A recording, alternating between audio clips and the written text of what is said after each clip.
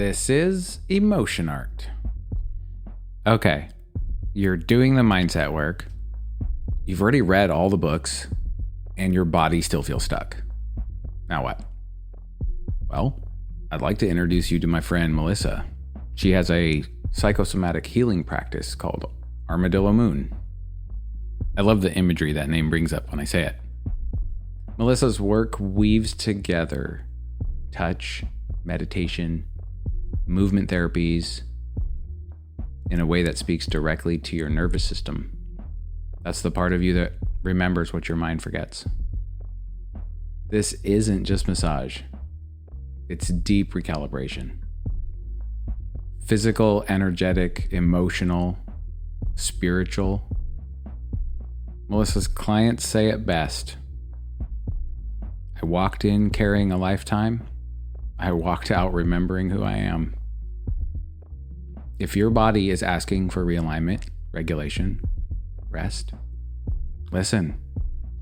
Check out Melissa's website, Armadillo Moon, and book your session with Melissa. Your body's speaking. Melissa listens. Welcome to another conversation, another worldview. This time I'm sitting down with my friend Brandon, a fascinating young man and a super fast rapper. I feel like my friendship with Brandon has grown really slowly. Like normally I'm gonna just dive into a friendship. It just kind of like blossoms or it doesn't. And Brandon has just been this incremental movement towards. Really cool to watch, really cool to experience. At first he came across as a super quiet guy. But as I got to know him, and as we moved incrementally closer, I found out that he has a lot to say. And it's all interesting. Brandon lets his heart lead him. And he has huge dreams. Okay. The view from Brandon's window awaits. Enjoy. Welcome to Emotion Art. Emotion art, where we sit down and make art. Emotion art. Creative energy moving outward in conscious expression of feeling. Emotion art. Emotion art. Emotion art. Emotion because we are literally made of emotion. Art because everything we do wants to be art. Emotion art. Feels. Emotion art. It's all beautiful. Emotion art. Emotion art. A space for emotional art. Creative energy moving outward in conscious expression. Emotion art. An emotion art gallery. This is emotion art. You're welcome.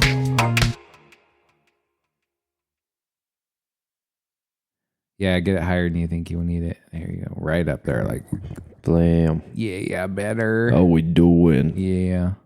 All right. Bro, we're good. Sweet. Get these out. Brandon. That is I. I'm glad you're here. It's good to be here. I just saw your show for the first time on Monday night at Bombs Away, right? Bombs Away Cafe. Yeah. It was incredible. Thank you. I mean, I've talked to you lots. I've, at parties and just kind of like hanging out. But I've never heard you sing, never heard your art. And you shocked me, bro. You can move your mouth so quickly. And you have like your rhythm and you're like able to mix things up and you play. I can hear all the stuff you play through it. It's so cool. So thank you. That was cool. Yeah, thanks for being there. Yeah. You got a lot of people there. People like that. And I got it on video, so. Yes. That's my soon project. Get it up on YouTube so that you can post it. Speaking of your art, I want to find out how you found it, what your journey was like. Sometimes it's helpful to just kind of start real early. I like to start with like, what's your first memory? Going way back. Yeah. Let's see. You know what? Well, I can always ask the question. Yeah. How you answer it, that's up to you. First memory. Well, I have one kind of quasi memory. Like, I'm not sure if it's a memory or that somebody told me a story and I remember it. And then I have something kind of more traumatic that I kind of is at the beginning of my life.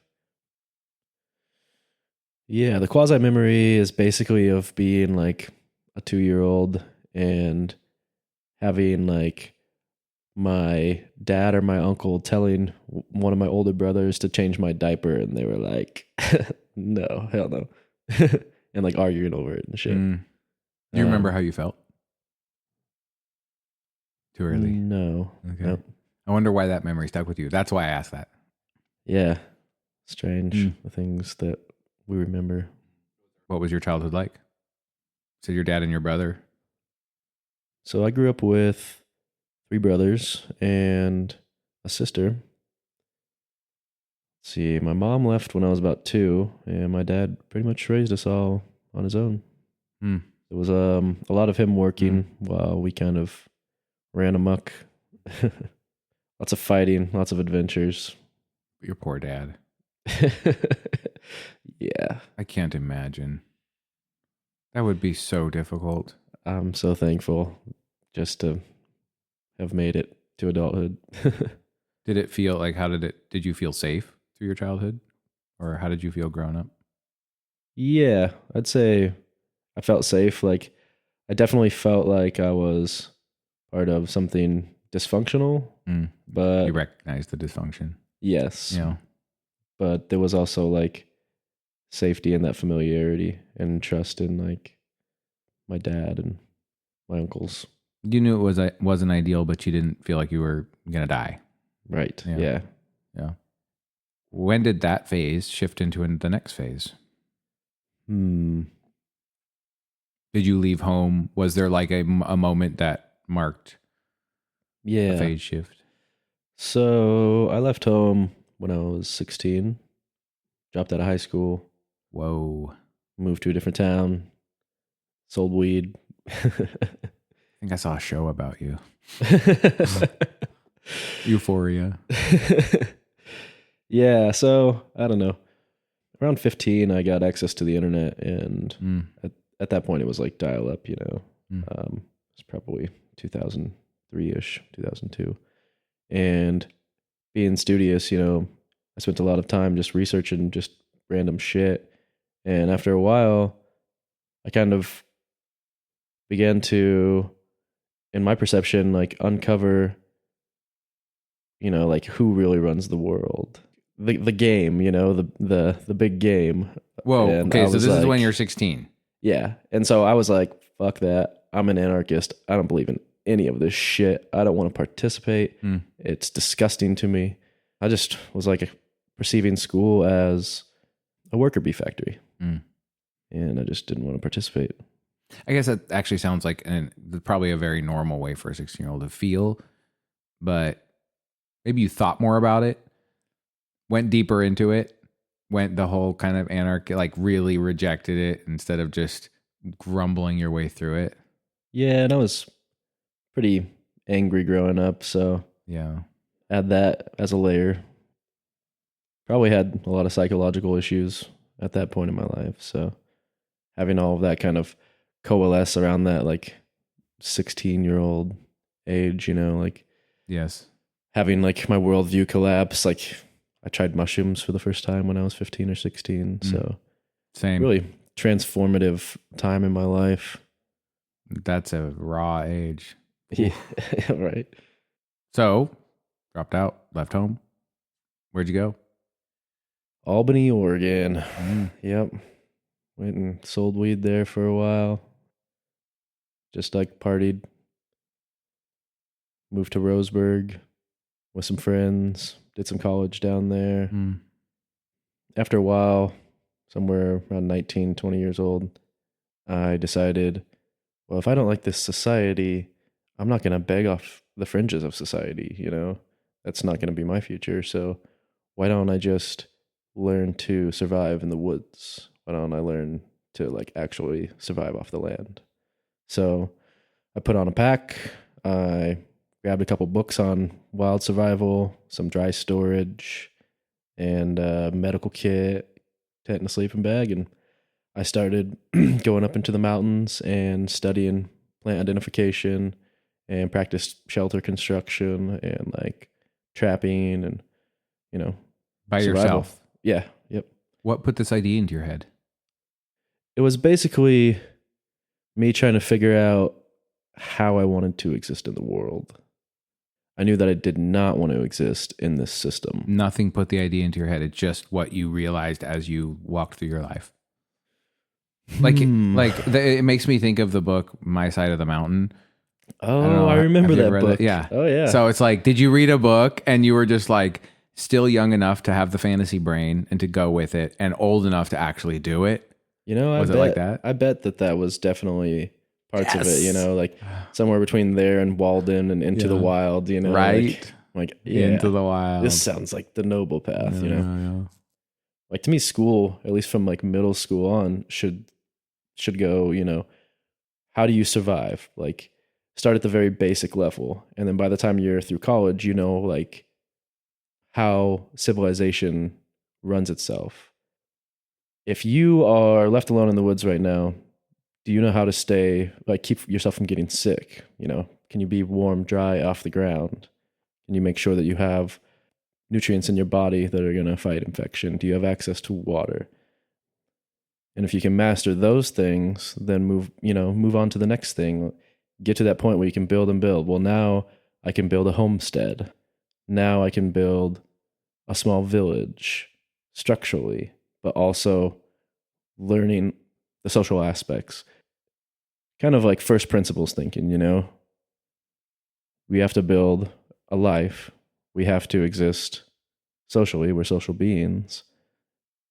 If you were to not have any previous example of that, then how would you build your ideal village, your ideal life? And what is important to that? Survival and then thriveful, if that's a word, I mean, yes, I understand the concept of once you survive for long enough and improve your processes, you can get to the point where you're thriving. Yeah. Is that what you're saying? Yes.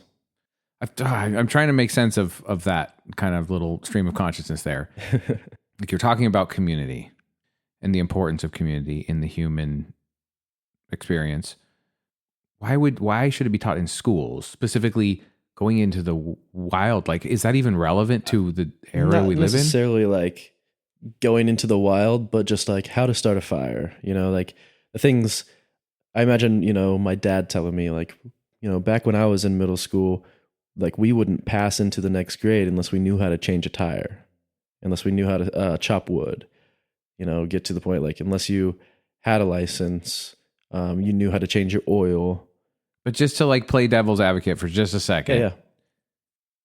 I mean, we live in the world we live in. We don't live in a utopia where you can teach kids in the public school system as it is today how to light fires and you're not going to burn the school down. It's going to happen anyway, probably. I do. So I'm just saying, so how do we, okay, how about this? How do we correlate that? How do you harmonize? How does that fit into the world we live in today? Yeah, so we kind of already have some of these tools, and there are schools, I'm sure, yes, that are more focused on, we need to like give people applicable skills to their actual experience that they're going to be having in this society. But you still think ideally it should be taught in public schools, middle school and beyond. Yeah, like basic survival all the way up to like basic economics, survival as an adult in this world. And how would you do it? Would you add it to the current curriculum? Would you demolish the current curriculum and exchange it for something completely different? Or is it like a summer module, or like what are you imagining? Well, that's a good question. I don't know what is being taught in schools these days. I don't have any kids. At the core of it, it's science and math and arithmetic. math and arithmetic and, Yeah.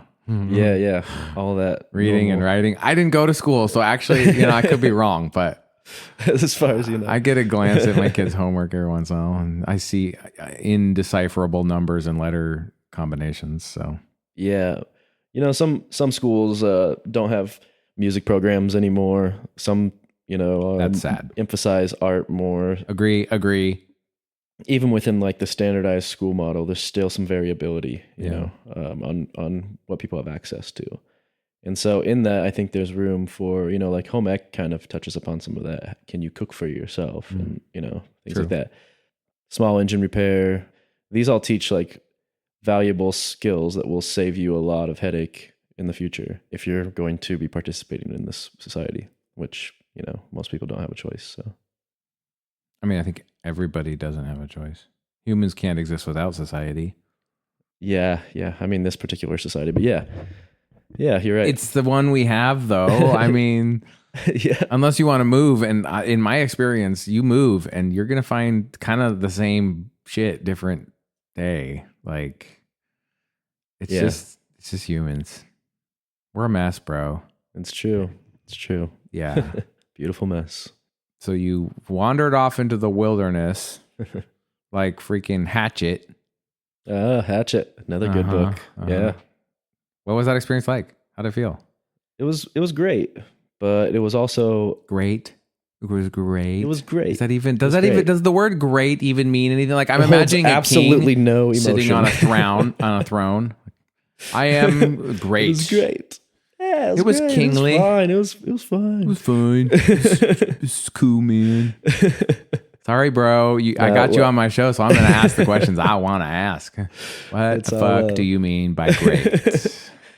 I mean that it was very like informative. I got what I wanted out of it, but also there wasn't a social aspect to it. Ooh, and I realized society going through it that like I needed people, and I kept trying to get people to come with me. And one or two of my friends eventually did on one trip. Are they still your friends? Yes. Oh, sweet. Yes. Yeah, one friend in particular has been out with me a couple times on those types of journeys. Oh, sweet. So it's something you do periodically still. Not as much lately, but I've been really thinking about it. Again, it would be cool to teach a wilderness school, to teach those skills. So, bro, there you go. That's on the horizon for me.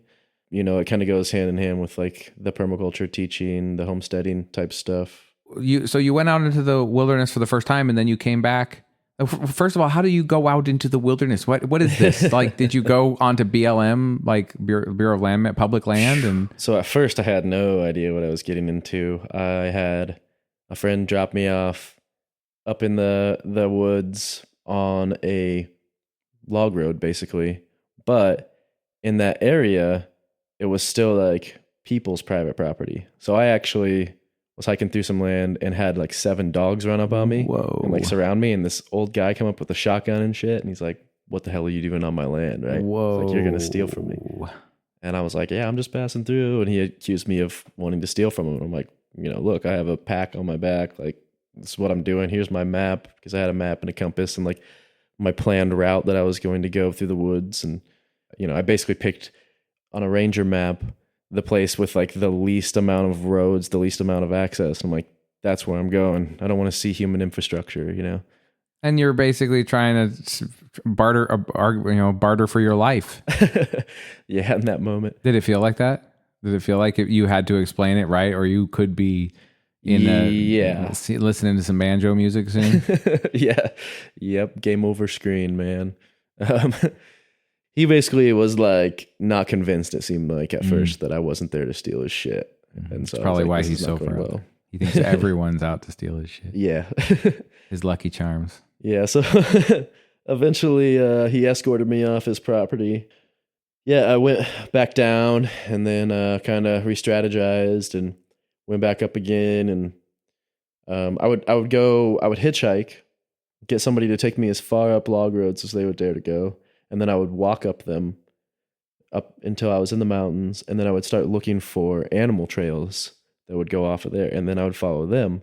And then I'd follow them around while looking at my map. So I knew that I was going into areas where there wasn't like a road on the other side of like, say like a valley, right?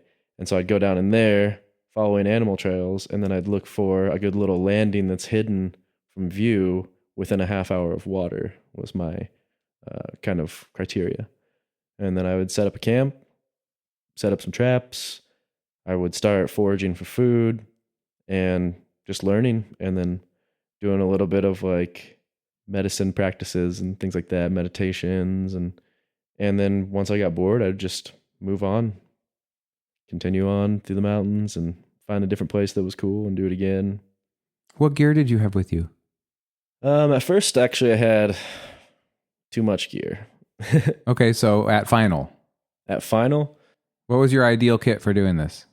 At final, really what I wanted, I'd have like a coat or something on me. I'd bring a tarp. I'd bring a rolled up, just a brand new bandsaw blade and 2 screws, right? So I'd get like a 10-foot long or so, like an 8-foot or 10-foot long green bough, and I'd heat it up over a fire so I could bend it. Brilliant. And I'd put like a notch on both sides, and then I could pull that bandsaw blade out and put it in there, and then put the screws in it, and it would be a bow saw blade. So just with that, wow. I went from it being like, it took me 3 days to make my camp. My last camp took me 3 hours. So, I got really good at it, basically. So I just did that. I had like 2 bungees with me and a tarp. I'd make a lean-to and a fireplace. I'd make a chair. I'd make tables, and I'd make some sort of storage container. How would you make a storage container?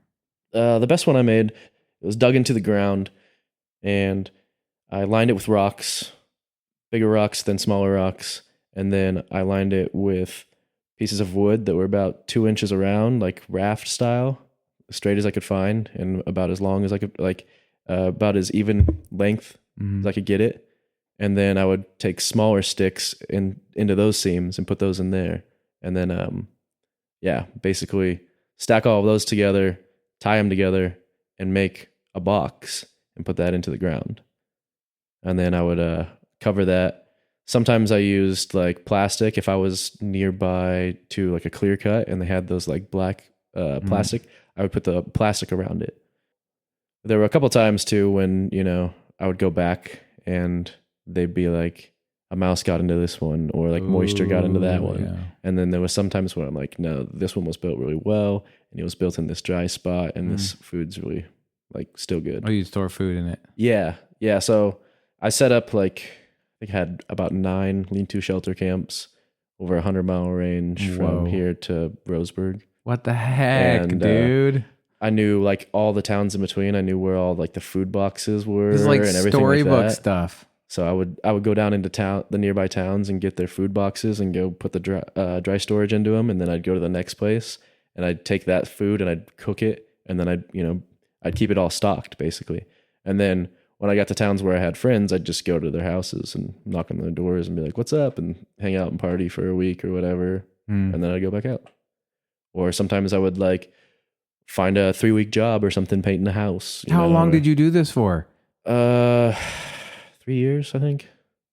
Why did you ever stop? Oh, no, because I remember. Humans. There was a social aspect that was missing. Society. How'd you enter society then? Don't remember what first brought me back in. Oh, wait. Yes, I do. It was a girl.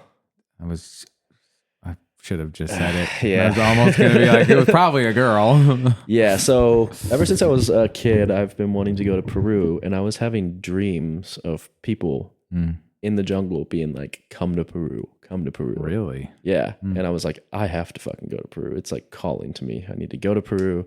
I need to go do ayahuasca, sit with the natives. Like there's something there that is calling me. What put that idea into your head? Probably all of the shamanic books I've read. Okay, so reading things like and that. stuff. I'm sure that it catalyzed that dream. And then I was meeting with this shamanka, this woman outside of Eugene, and she was teaching me like medicine man type stuff, entering different states of consciousness and like plant medicines and things of that nature. So was all this stuff you got into through characters you met through your walkabouts? Or how did you go down the road of shamanism and the metaphysical? That started when I first took mushrooms when I was 15. Oh. I was at that point just like kind of a rude intellectual, like I'm smarter than you and you're an idiot kind of thing. Like just kind of an asshole. I thought everybody that was religious was just like stupid, just low intelligence. Then once I had my first mystical experience, which was on psychedelics, I was like, whoa, there is definitely more to this reality than I thought. And it kind of cracked open my egg, being how I am, when I become interested in a subject, I'll just try to devour everything I can on that, And so I read a lot of medicine books, read the Castaneda books, and just got into the different like anthropological works from around the world that, had to do with indigenous cultures, particularly ones that had wisdom traditions that were connected to altered states of consciousness. I became really fascinated with all of that. You're speaking about like peyote and ayahuasca, things like that, or are you talking about spiritual, like non-substance? At first it was substance because that was the only kind of experience that I had. So that was like the way I could relate to it. Okay. And then I found like, there was like, I think it was in Japan, there was a idea of shigendo where they would like do things that would bring them extreme pain to the point where their consciousness would separate from their body and they'd experience themselves outside of themselves. Well, have you done that? No, I haven't purposely done that. I mean, I usually say I'll try just about anything at least once, but that does not sound like it falls into the anything category. Yeah, and there's a lot of cultures that have initiation rites into adulthood where they alter your consciousness either with drugs or through an experience where they're like, every other adult has, knows about this world, like there's like a tribe that takes banana leaves, right? And they make, when you're like 12, make sleeves, and they put these ants that that bite you and cause extreme pain because of the venom, and they'll put thousands of them in there and you have to wear those for hours. It's altering your consciousness, I guess. And it really just takes you outside of all of your shit, it's like, it's a super traumatizing way to go about it, but it's no kidding. And people do this, like they don't tie you down or anything, like you just do it? I don't believe they tie them down, because in that culture, like you're building up to that. Yeah, like you that's want something, to do it. Yeah, when you're 12 or 13, you're like, I'm ready. I'm ready. I'm going to do this. And you're so psyched. You have so much adrenaline that... And you've been bitten by that animal, that ant before. It exists right next to you, throughout your whole life. Yeah. So you know what's coming, Bro, that reminds me of my experience doing the hypnosis, regression hypnosis. Oh, the Stevie. QHHT, yeah. Because I found myself standing on a ledge above water, and it was an initiation ceremony. Yeah. And I was a youth, like I was, young and strong and just full of energy and crazy. And I just was standing there knowing that I was going to jump and knowing that I might not make it. Yeah, not everybody makes it. But it wasn't that I knew it. I didn't care. That was just part of the reality, is that there's no guarantees about what happens. You just jump. That's the initiation. And there was a feeling of having had done that so many times, and never with fear, just joyfully, and sometimes surviving and sometimes not. Wow. Yeah. That's what that reminded me of, because I remember that feeling standing on that rock of just the sheer exhilaration and joy as I tensed to spring. There wasn't fear. Wow. Yeah. Okay. That makes sense then. Thanks, Stevie. Yeah. Thank you, Stevie. Whew. Okay, got derailed there.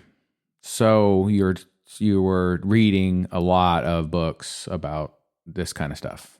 Yeah, and I'd found a website, Crystal Links. It probably still exists now, but this woman had like compiled just so much information on like the occult and like abstract in the human experience, and I just like devoured that website and sacred text Sacred Texts has basically every holy book out there. It's a website. Yeah. Yeah. And you can download just all of it. So Sacredtext.com. yeah, it's like sacred-texts, and it's either .com or .org. I don't remember, but I'll look it up. and they try to like, they're also like, hey, you can buy like a CD with all of this information for $35, and that helps us keep going, or you can just download it for free. No, sometimes those are just cool resources. You never know what gem you're going to find. Totally. But you mentioned a cult. What do you mean by a cult?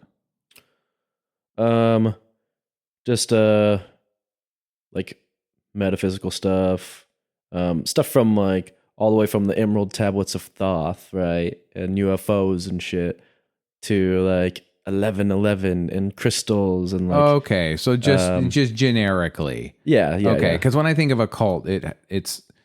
I think I probably have a different connotation for a cult than most people, but to me, it's like Satan worship, like blood sacrifice.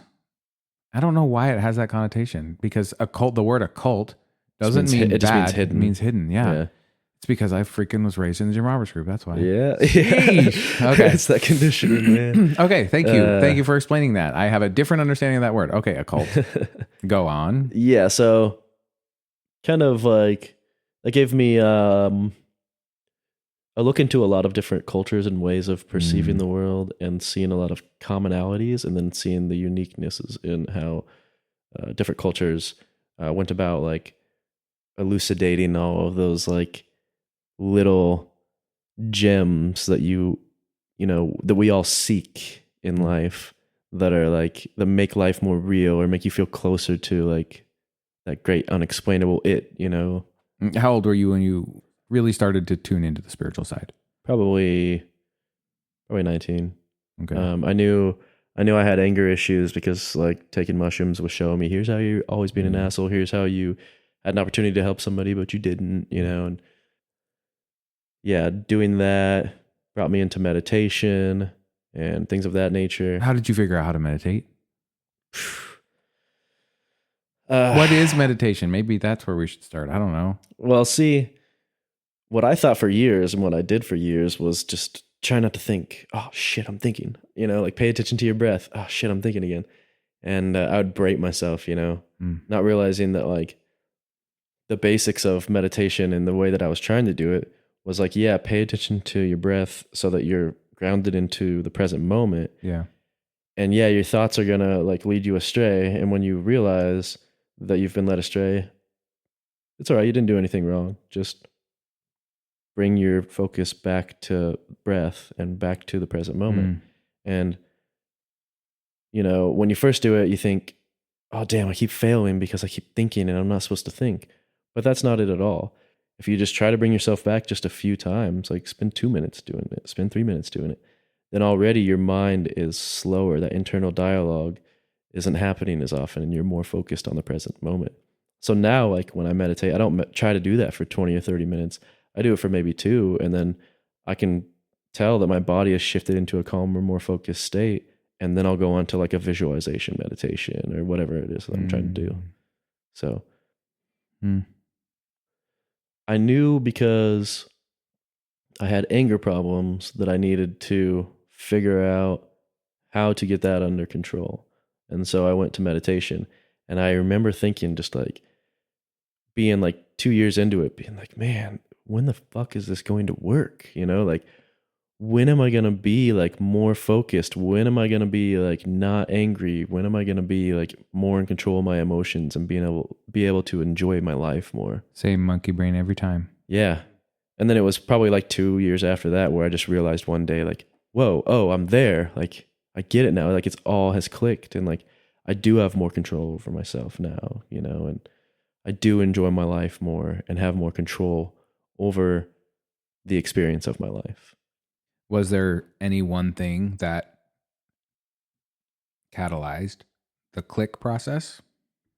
No, I think it was just like years of self-work, and then yeah, just one day realizing that point that I thought would never come had already come at one point in the past at this particular moment.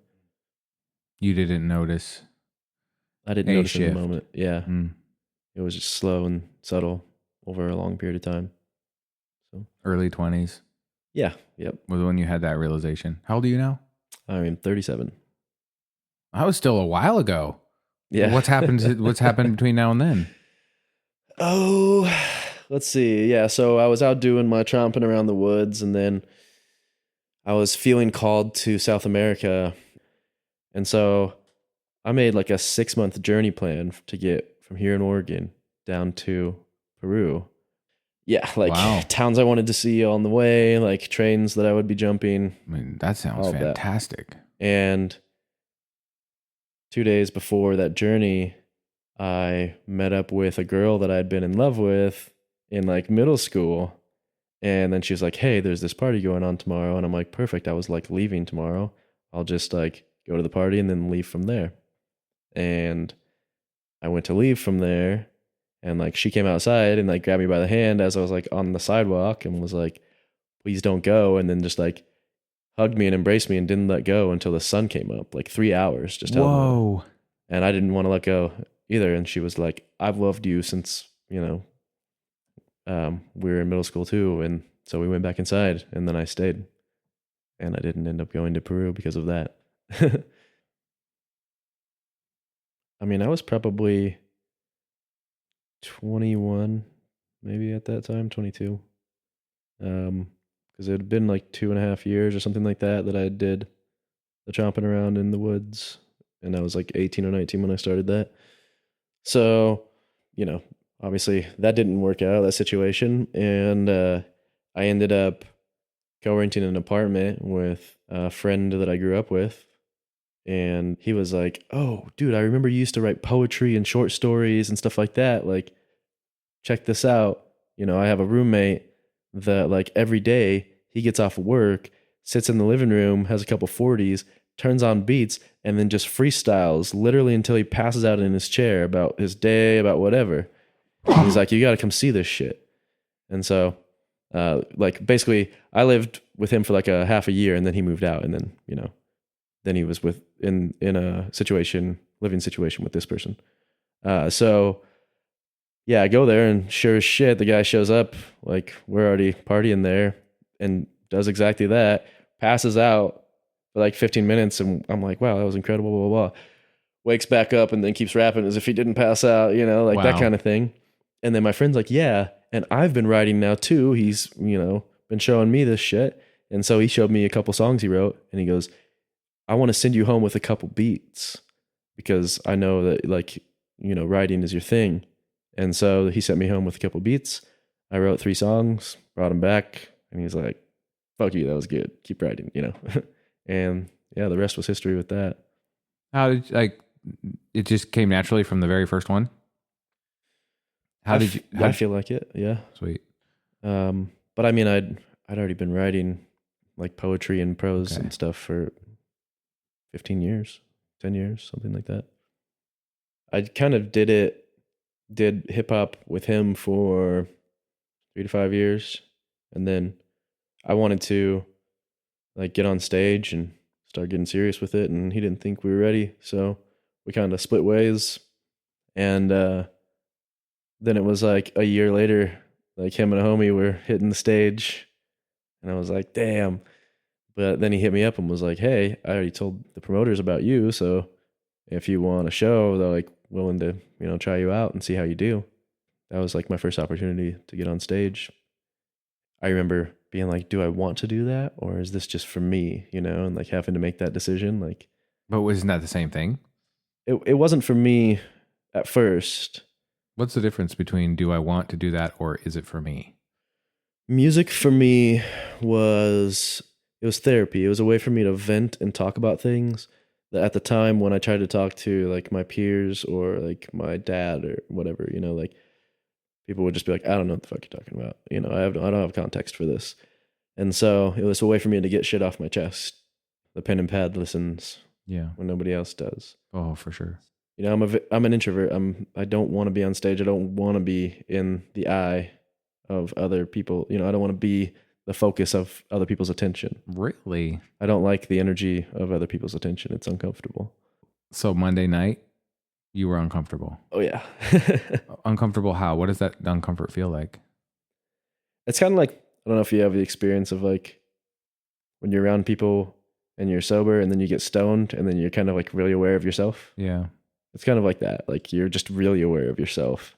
And I feel like it's like the energy of other people's attention is like amping up your own awareness, but it's like they're looking at you, so it's like awareness of you. So you're like, yeah, you're very aware of yourself because you're caught up in that field of awareness. Isn't awareness of self the point of meditations? Like, shouldn't that be like the blissful state? What's different? It's Is it the story you're telling about yourself? It's a lot more tense on stage, perhaps because of that and because of perceptions, you know, of other people's perceptions of you. And it's just, I don't know. It's a high energy situation is how I like to describe it. When you're on stage, do you feel like people are judging you, like measuring you, making judgment evaluations about you and how you look and what you do and how you... I wouldn't say that I feel judged. I'm aware that, you know, everybody has the filter of perception where they, you know, discernment and like people, you know, they have those programs running in their mind.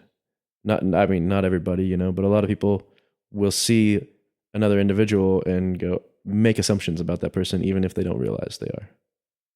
What is the uncomfortable voice saying? When you feel the uncomfort, what is it saying? What is the message of the discomfort? What is the thing that you are not safe from? We have different aspects of self, right? And there's this part of us that like mocks us and gives rise to our insecurities. The person in your head that goes, see, I knew you couldn't do that. Or like, who are you to do this? Like, You're afraid you're going to fuck up. Exactly. You're afraid you're going to bomb. You're going to fail.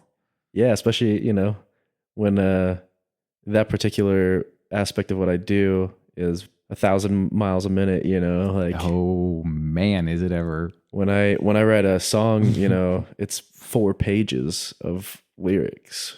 I still can't believe that you kept that pace up for 20 minutes. And you weren't phased by the end at all. It seemed like you probably could have gone on for another time as long. We have besides those 5 probably songs, we have like the songs that we want to record, we have like 37 more. So I mean, we could do 3 hours on stage.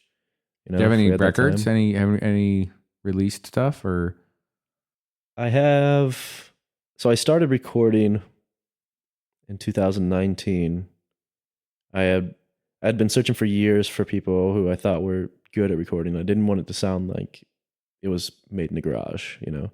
And I finally found somebody in Portland, and we recorded 3 songs, and then COVID hit. Ooh, oh. And he was like, "Hey, dude, again. I'm moving back to my native country of the Philippines, so I have to cancel all appointments, you know." And so, like, I went back to looking for a good studio that I thought was, you know, going to be able to produce it, and I just kind of gave up eventually. You have one now? Life. Kind of. Okay, good. I have some hopes in mind. I have some people, some mutual friends of ours that have some good things cooking. Good. So yeah, it's time to get it all recorded and out there.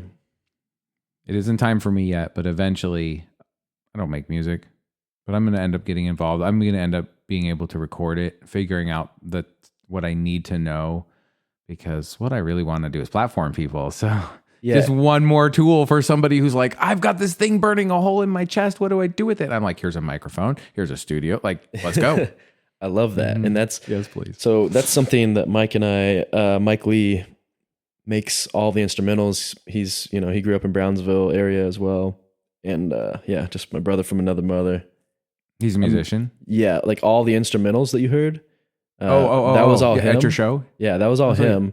And then he also is like a badass, like heavy metal drummer and guitarist. So just amazing. Like, to me, he's a savant. He's a fucking musical genius. Does his stuff on Spotify or anything? Does he have anything up? Anything that I could put a link in the show notes for people could find it? Yeah, I'll get a hold of him and just send them to you. If you do, I'll stick it in the notes. Yeah, for sure. Heck yeah. Local artists. Love it. Yeah, man. we talked about for a while, like, do we learn to record? But we already had our plates full with like him producing and me writing and like, you know, life. So we decided, like, why don't we look for the people, like, my passion is writing, his is producing. Let's find the person whose passion is platforming, recording, like, find the people that want to do it, that are passionate about it, because then it's just gonna fucking shine. Yep. Just like we feel our art shines, you know? Yep. Just because it's our passion. We really want it to happen, but we know we can't force it because we need to find that genuine passion. Yep. There's no way around that. Yeah. Well, thanks for letting me pin your stage anxiety down to a label. I appreciate that. I appreciate it as well.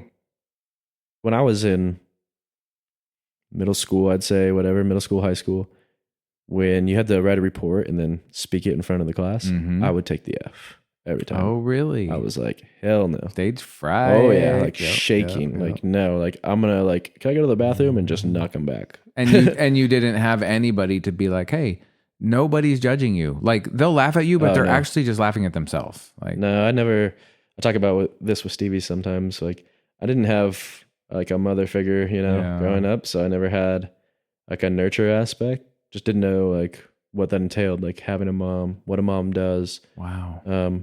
Until like my brothers started getting married and having kids. And then, you know, we were all just looking at each other like, holy shit, this is what we missed in our life. Like, this is incredible. And yeah, just watching my sisters now, I'm just like in awe, just like, wow, this is amazing that like my nieces and nephews have this person, this figure in their lives. You didn't have a mom. No, just my dad. Just, yeah, working his ass off, just trying to keep us alive, you know? I mean, because we were all like, you know, boys, our cousins were all boys, like we grew up like hospitalizing each other, you know? Yes. We were really violent. Yep. If you expressed emotion, it was just like, you know, time to fight. Time to fight.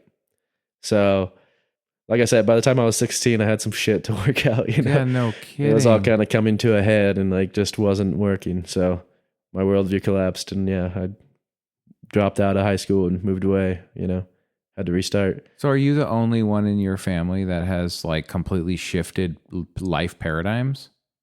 Or is it kind of a trend that your siblings have done too?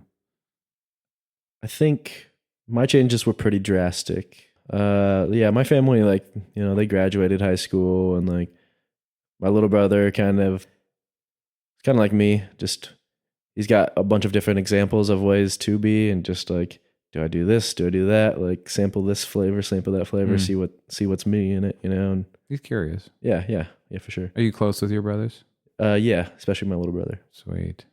Yep. It's good when family can also be friends. Yeah.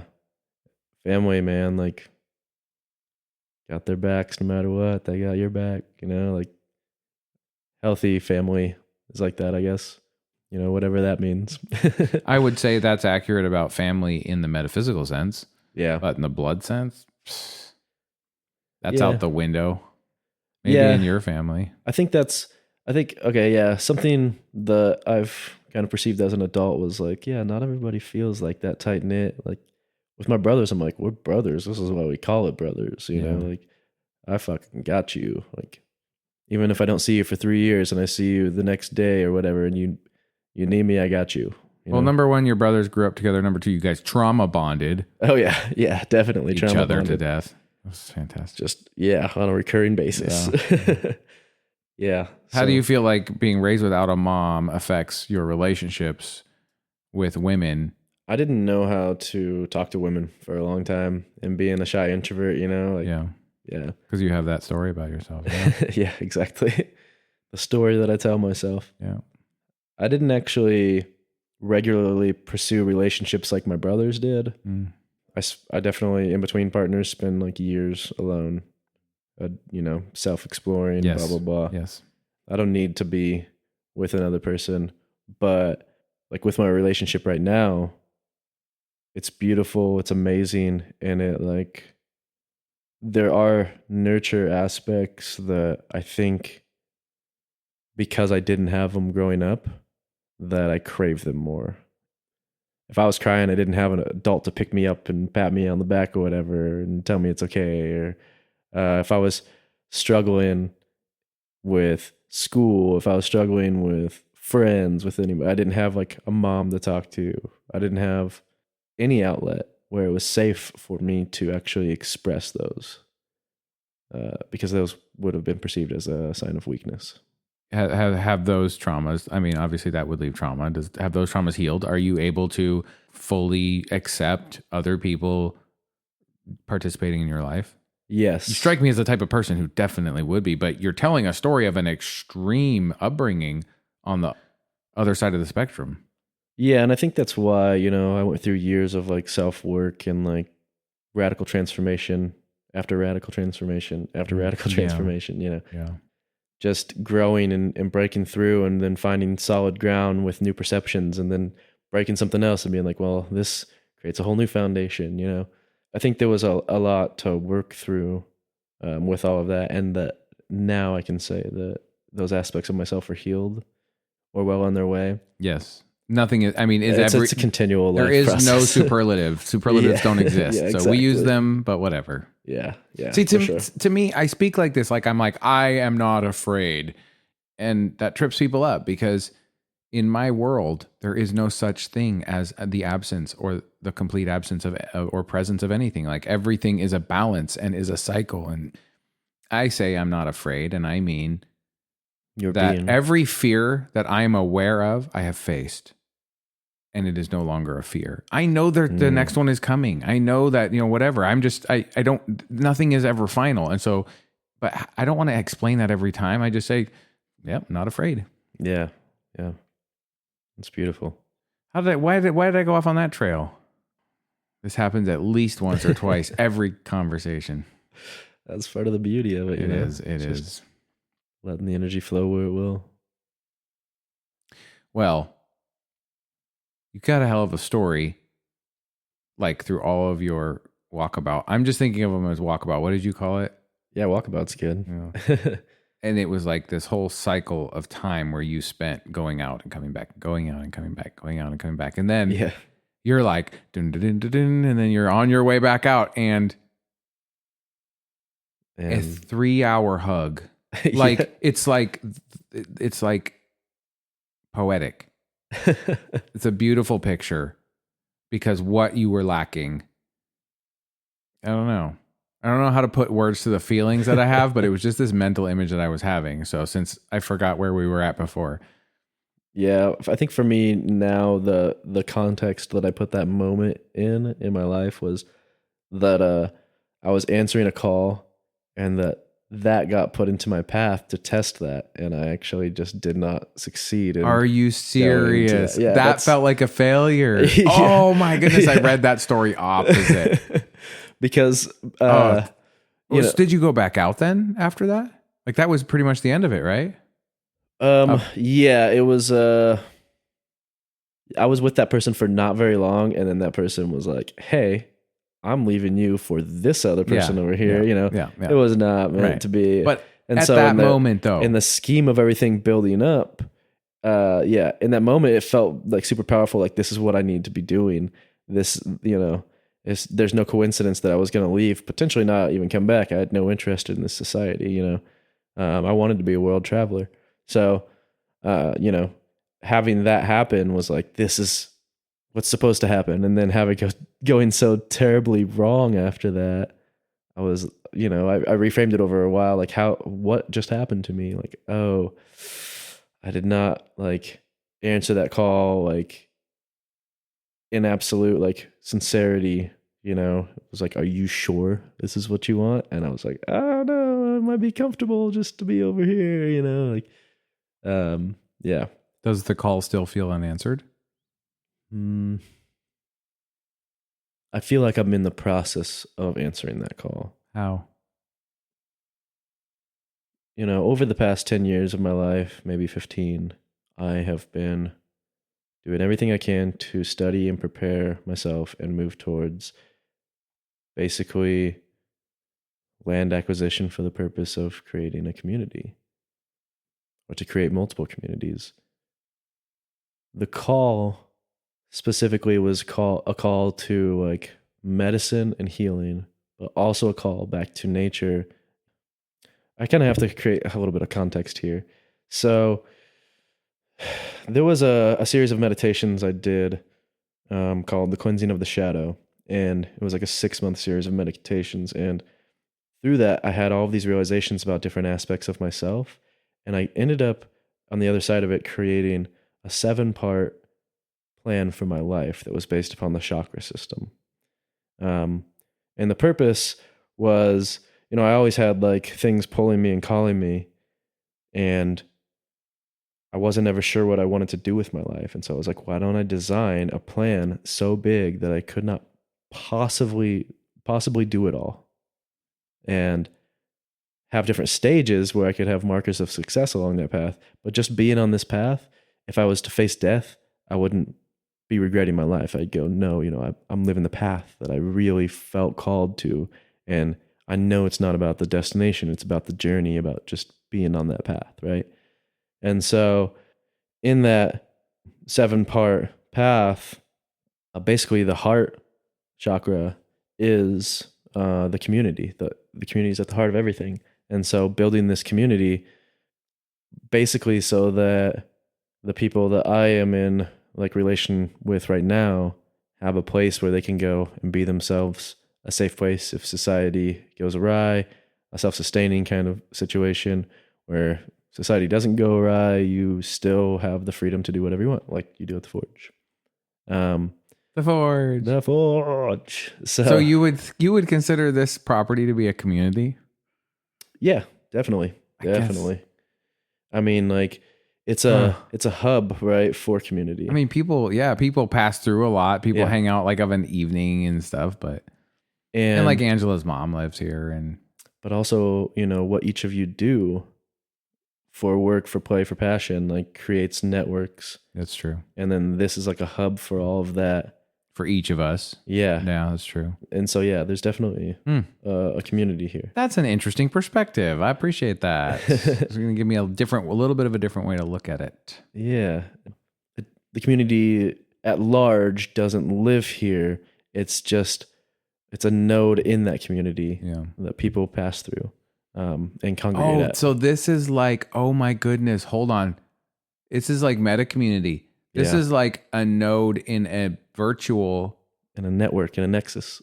What is the network made out of? It's made out of people who what?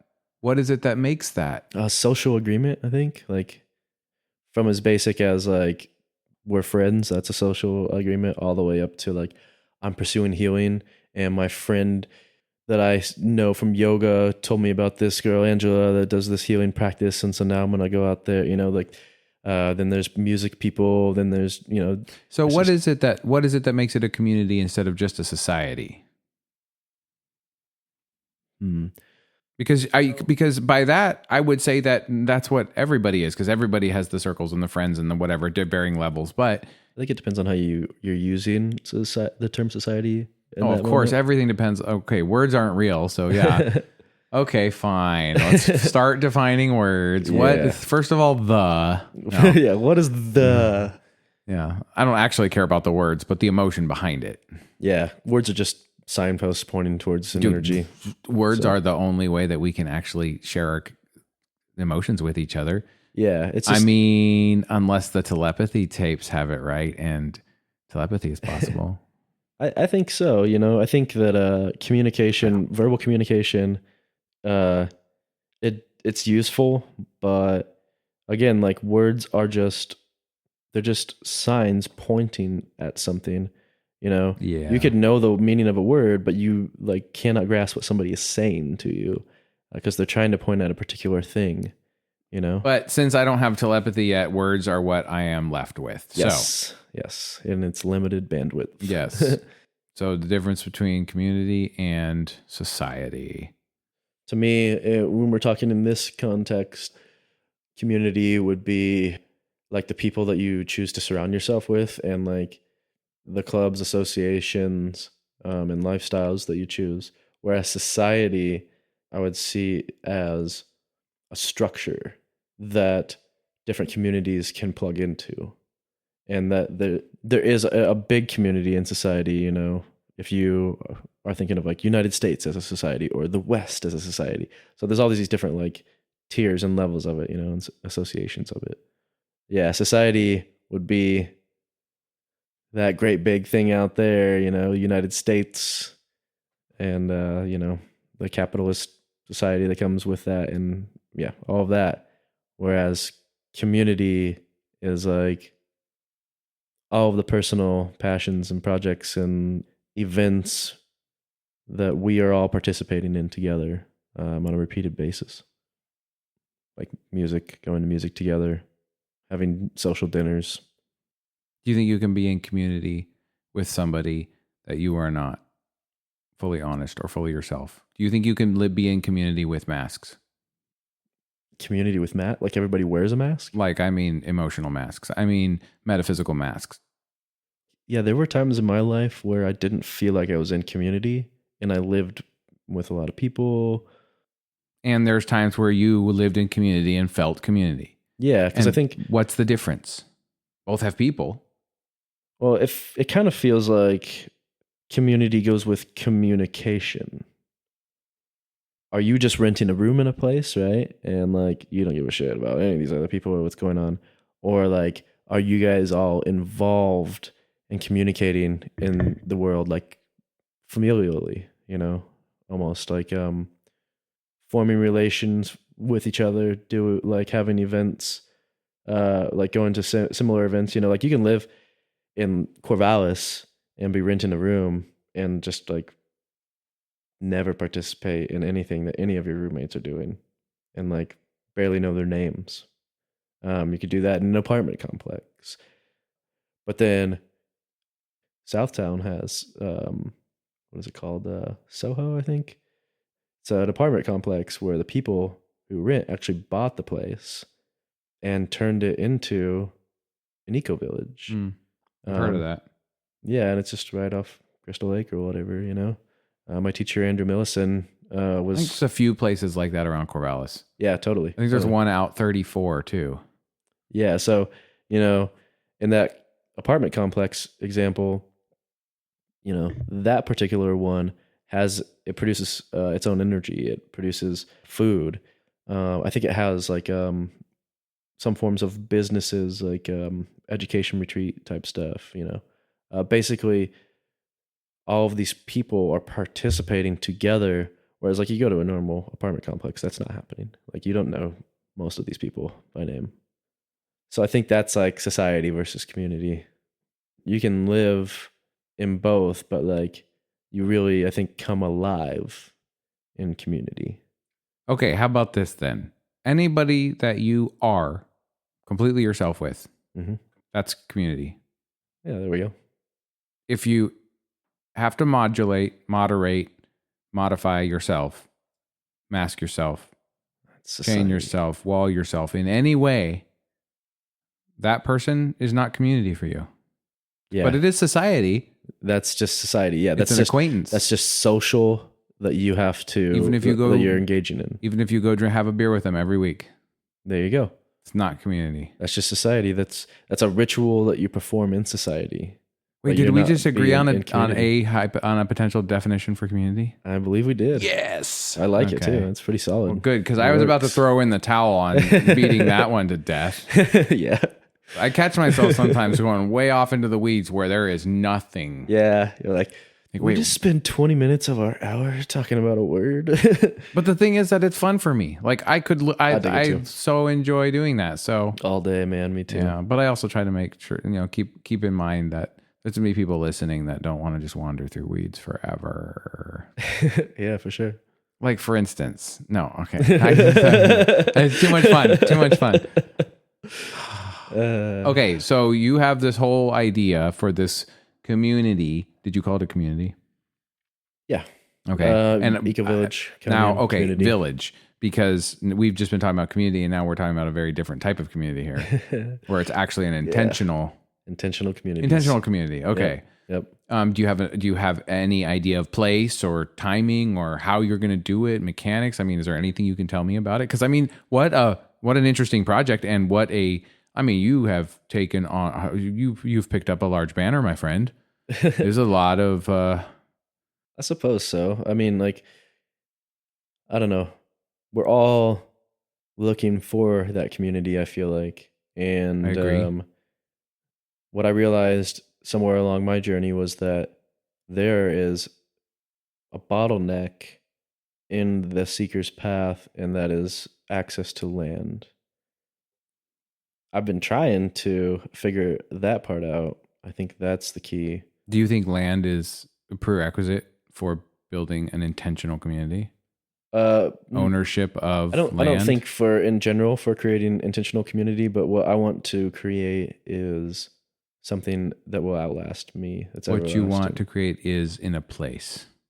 Yeah, because it needs to be self-sustainable and you know my 7-part plan, right? Should I lay that out for you? Please, if you are willing to, yes. Okay.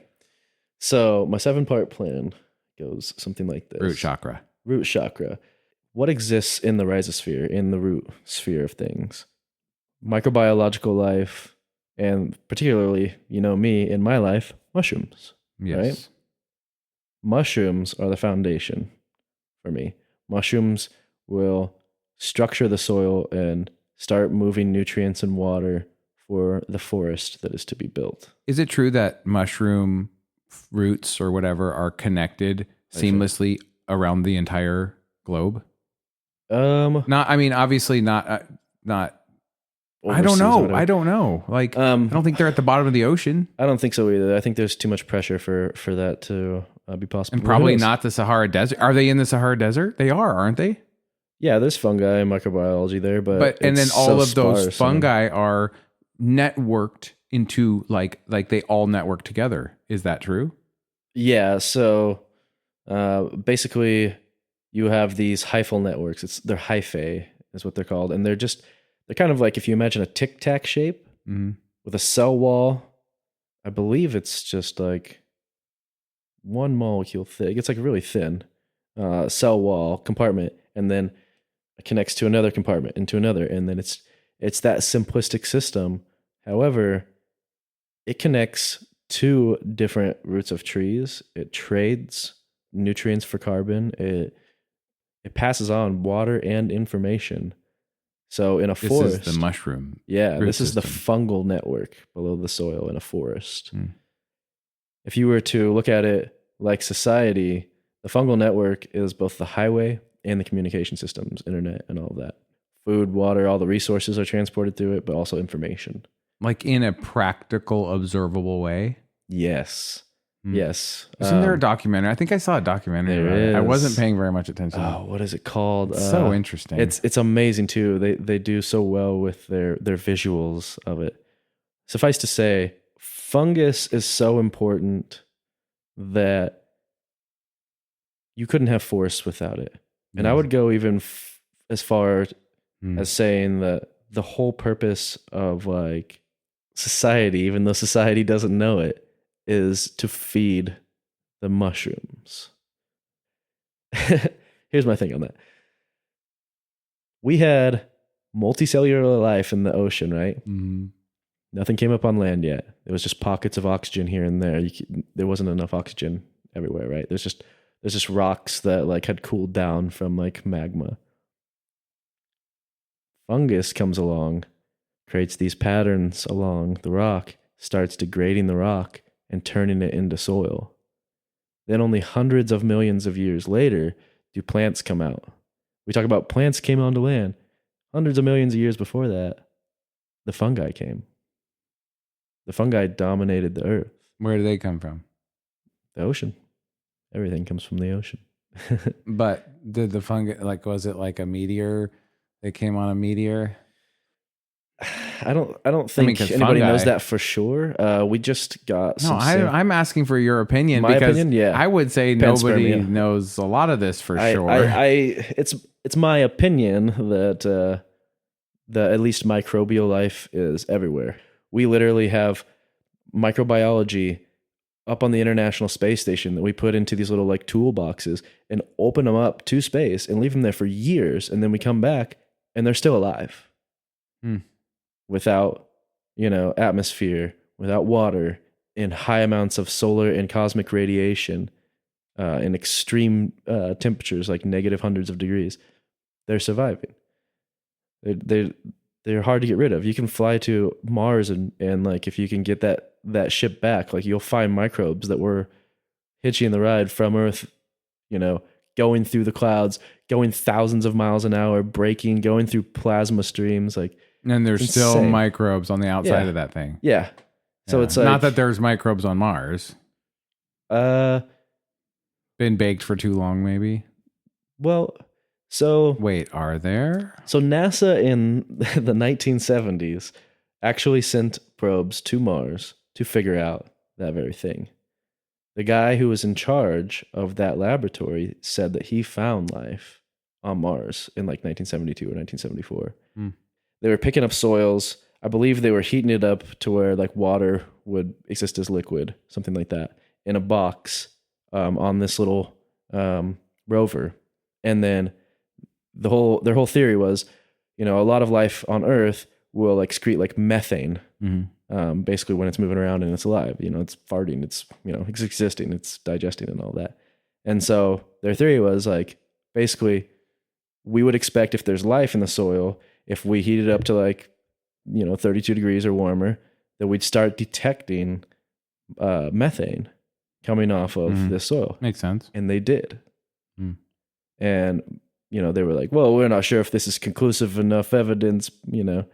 Our instrumentation could have been broken or this or that. Fun theory though. Yeah. Nice. So couple that with like, there's different like weather patterns and stuff, seasonality things that we've witnessed with satellites on Mars that kind of suggest that there are different hydrologic cycles and life cycles. Okay, so, I'm going to take it back, not all the way back, but because I'm curious that we're here to feed mushrooms. Okay, yeah. So not only can forests not exist without mushrooms, but mushrooms, they predominantly eat decaying organic material. Yes.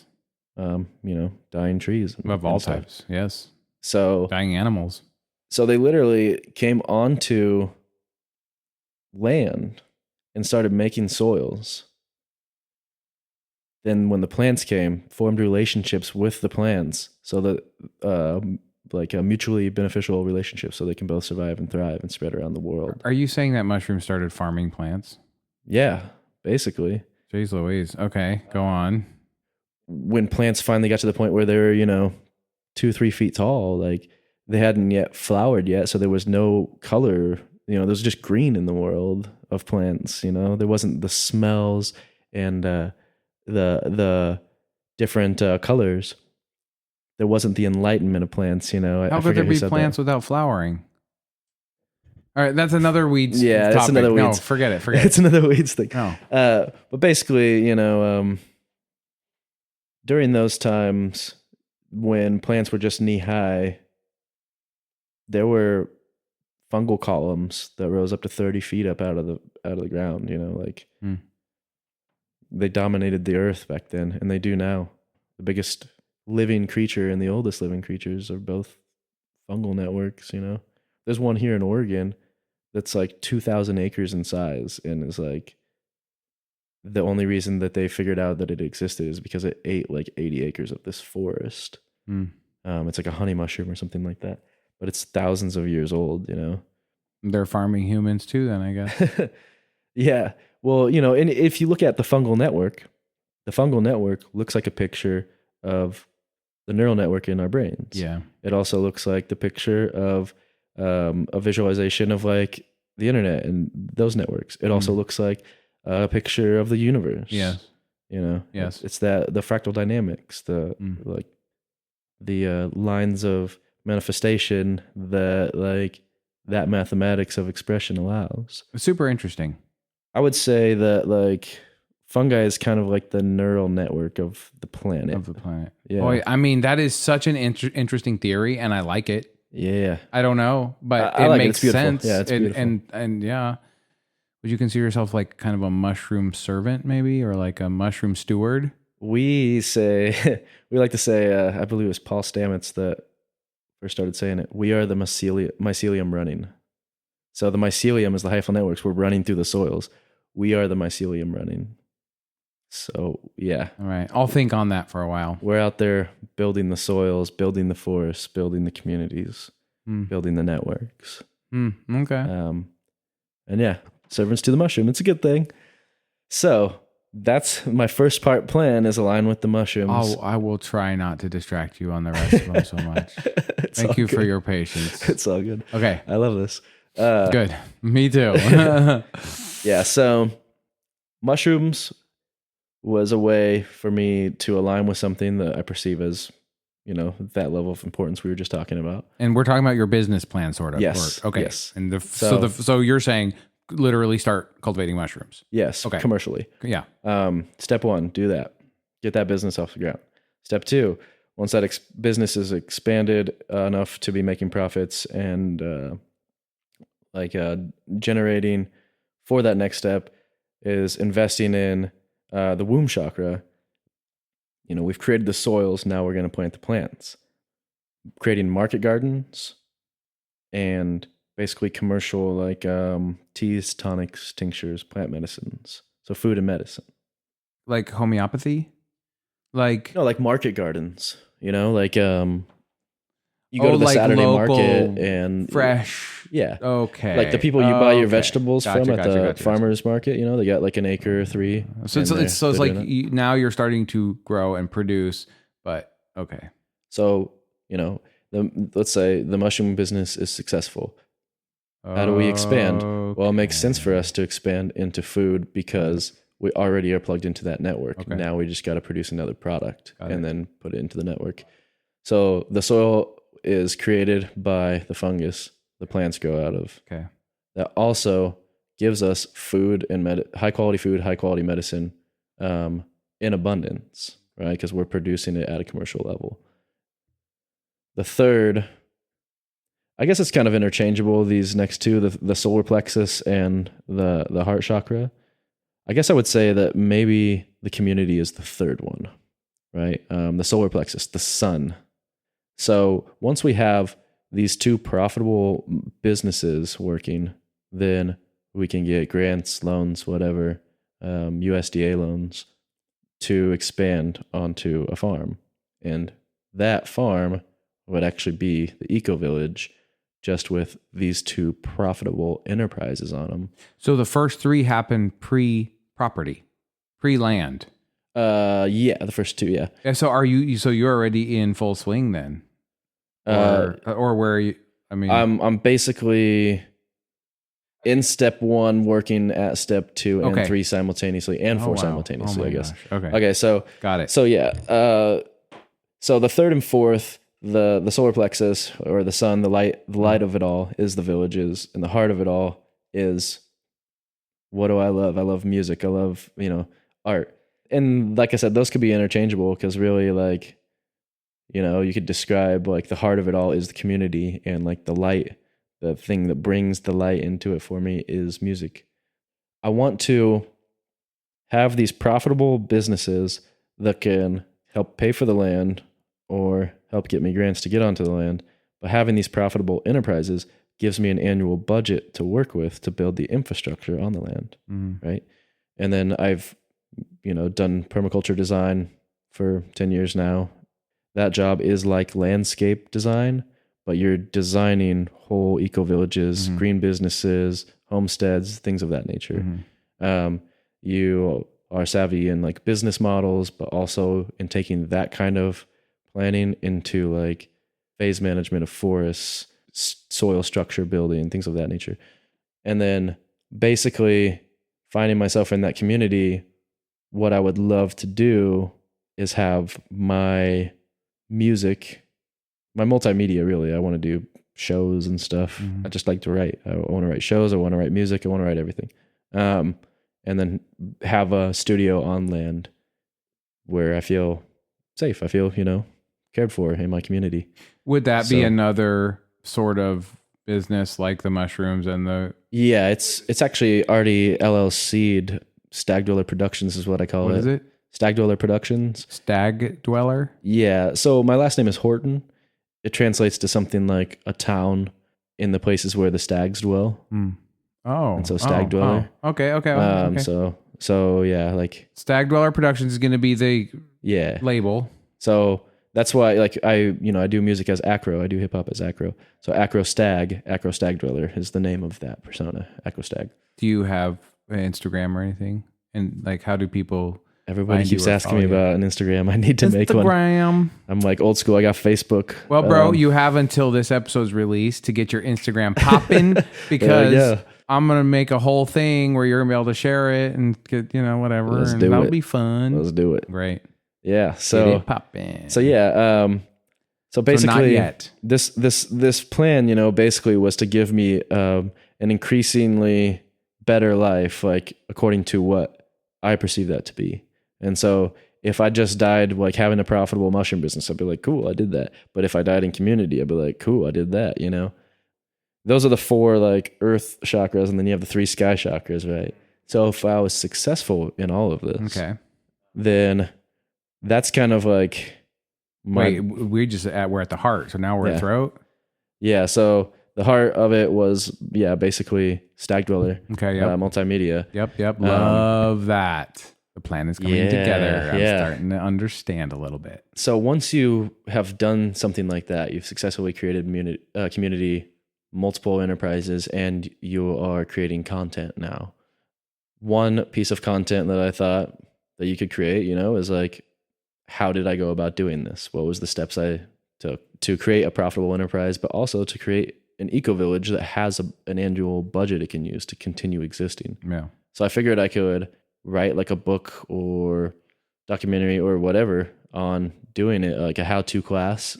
And then since it's the throat chakra, it's all about networking at that point. Then I would try to hit podcasts. I'd try to get my music out there. Yes. I'd try to do public speaking and just say, hey, we could all exist in these types of community. Here's how we did it. And then use that to say, hey, we got success and we're teaching other people and they're having success. Now we can seek serious funding. And if we can do that, then we can start a nonprofit that can buy more land with other people's money, philanthropists and shit, and do it around the world. If so, then I'm going to fucking Peru. I want to create community all over the world. And so I want to create community even in the Amazon. I know people are like, yeah, white dude showing up to, the forest or whatever and deciding to live there. Like, that's like taking from other people's shit or whatever. But really, the idea I have is like anywhere you go that's not your own country, right? Like if I was to go to Peru, what I would want to do, even here, what I really want to do is like having these profitable enterprises, right, on say this community in Oregon. I own a couple acres of land down in Klamath Falls area, right? Studying that land after I bought it, because I bought that when I was like 25, I found out that land was taken from the Native Americans in like the 1960s. Mm-hmm. Like some of those people are still alive right now that shit got taken from. And so I was like, how do I reconcile living on this land that I know is fucking stolen? And so the best I could come up with was like, well, I'm alive today. I have this through my own struggles or whatever. I'm here. Do I just give this back, right? Or is there a way we can coexist? And so I would choose coexistence. If we have, say, a community, say down in that area, it would look like creating those profitable businesses. I would look for employees first that are from the native community and then choose them first over anybody to employ. And then if I was doing like classes, like permaculture courses, if you're a native, you get in basically free under quote unquote scholarship. If we have tiny houses and Airbnb them in areas, we figured like $600 a month plus you could just work for the equivalent of $20 an hour and pay that off in 30 hours a month, less than 10 hours a week. But if you were native, we could drop that down to bare minimum to 100. And then we could also do a program where any and every one of those houses that is rented at least $100 a month of that goes to helping the most underprivileged natives in the native local community. So if you're a native and you're living on our land for $100 a month, 100% of what you're giving us is going back to your community, to the poorest among you. Education here is free. You get first dibs and everything. Like, we'll try to give you the quickest opportunity for the most success in the thing that we are creating. And I want to do that everywhere. I want to go to areas like that where, you know, like if it was Peru, you'd probably be, Iquitos would probably be your nearest city. And find the people that are like trying to do a community garden, struggling with that, trying to find some sense of like that community, and go and help them and say, hey, we also have this over here. You know, we have extra huts. You don't have to live right here if you don't want to. You know, here's our visions. If you know anybody that wants to be a part of this, you know, and just try to really help those that are in the most need in those areas, instead of being that typical, you know, Western colonizer coming there and being like, well, I bought this, so this shit is mine, and you can stay the fuck off of it, you know? Yeah. Also, let's tweak up your like religion and social skills a little bit. Yeah. Get you modernized with the Western world here. Yeah, exactly. So I see it as like creating these communities, plugging in natives, and like making physical schools on site that preserve like the permaculture, how to do all of this, right next to indigenous wisdom. Because indigenous wisdom is disappearing at a scary fucking rate, right? Like languages themselves and cultures themselves are disappearing at a scary rate. Like when anthropology started, I think it was less than 100 years ago, they documented over 6,000 different cultures. Now there's like 3,000. So they're already half gone in just like 100 years. Mm-hmm. So that makes sense. I believe that. And you and I were talking earlier about different cultures are different ways to perceive the world. And so we need as many of them as possible to have as many different angles of perception or of perspective on this. You know, it creates that net of stability, so that if something does come through in a particular aspect of a culture, you know, we have cultural resiliency, just like we would if we had a farm and instead of growing one crop, we grew 20 and the blight took out one, and we're like, well, now we still have 19 more that are still yielding, instead of, well, we had one crop and that blight came through and now we have no crops, you know? So basically that fits into, you know, that fifth chakra was create the network, secure more funding and all that. Sixth chakra, the third eye, right, is creating these communities all around the world. And I call it like re-inhabiting the world, or like, you know, there's this idea in permaculture of re-inhabiting the village, coming back to the village, you know, which is everything we're talking about right now. But I see the possibility for community from like low tech to high tech, and I'm okay with all of it, you know, as long as it's done correctly and sustainably. I want to see, you know, there's some people in like the permaculture community that have done so much like physical groundwork that they've regreened sections of deserts so big that you can see what they've done from space. I want to be a part of those projects that reverse desertification, that bring resources back into the soil itself in deserts, like water and nutrients, and begin cycling them in forest states. Create communities around doing that. And basically, you know, we say there's so many people in this world, and I'm like, yeah, if we took care of this, I think we could handle more than twice the amount of people that are in the world right now. It's just that like the Sahara Desert is the size of the United States, right? And 5,000 years ago, it was green. It had like, there's petroglyphs there showing lakes and like crocodiles and like hippos and creatures that would not have existed in that area without a lot of rainfall, a lot of nutrient cycling. And I think we can get back to that. So the sixth part of this plan, this third eye vision, is getting back to that. Like, how would you, under the craziest, biggest, grandest vision, how could this world look and it's most beautiful to you? What does that look like to you?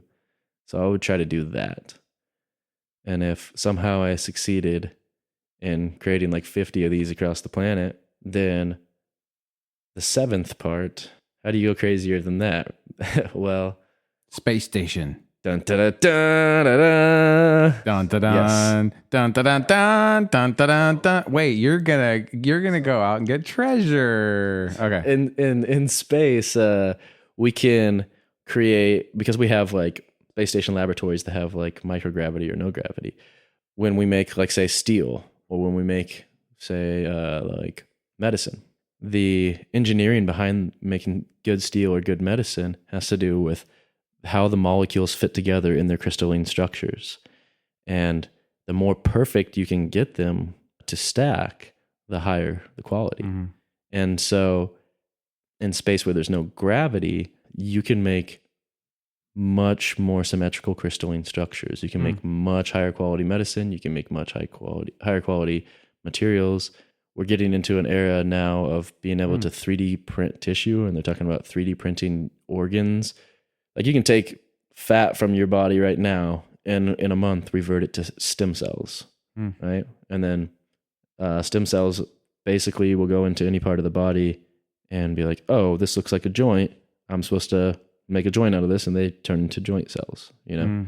So where medicine is going is, like, if you get an implant right now, if you get a replacement for one of your organs, you have to take immunosuppressants because your body tries to fight it. And so you got less than 10 years to live. You got a death sentence because your immune system is attacking the thing you need to survive. So if we can get it to be your own genetics, your body won't fight it. Where that's going is 3D printing your own organs from your own stem cells in space. Those technologies are being developed right now. So if, like, 20 years from now is successful in all of this, then those companies would potentially already be in operation, right? So I would want to invest in the creation of longevity science medicines like that, but also there's millions of Earth's worth of resources just in our solar system. And I know people are like, we shouldn't go to space unless we figure out all of our bullshit here first, because we can't just be colonizers in space. I used to agree completely with that, but now what I understand is this. The nearest star is Alpha Centauri, Proxima Centauri system. It's 4.3 light years away, something like that. So traveling at the speed of light, 670 million miles an hour, it'll take you 4 to 5 years to get there. We're 8 solar minutes away from the sun. So when we see the sun, we're seeing 8 minutes ago. But when we see that closest star to us, that was 4 years ago. With our most advanced rocketry right now, it would take us between 35,000 and 70,000 years to get to the closest star. It's not going to happen. We don't have a single building on Earth that has been around for 35,000 years. There's no way we're going to create a spaceship that's, 35,000 years old. And who the hell's... If you've lived your whole life... Yeah, exactly. You're not getting there. No. So we have thousands of years until we figure that one out, I think. At least hundreds. At least decades. At least decades, yeah. Shit just starting to move so fast, it's creepy. Who knows? But AI is going to do everything solved. Yeah, so like, if we look at the asteroid belt, there's these like little protoplanets where we've actually looked at them, like, blast them with like radio waves and get a bounce back and be able to tell, like, what metals are on them. And we're like, wow, this has 10,000 times the amount of titanium than we've even found on Earth. So there's like chunks of raw materials. Yeah, dude.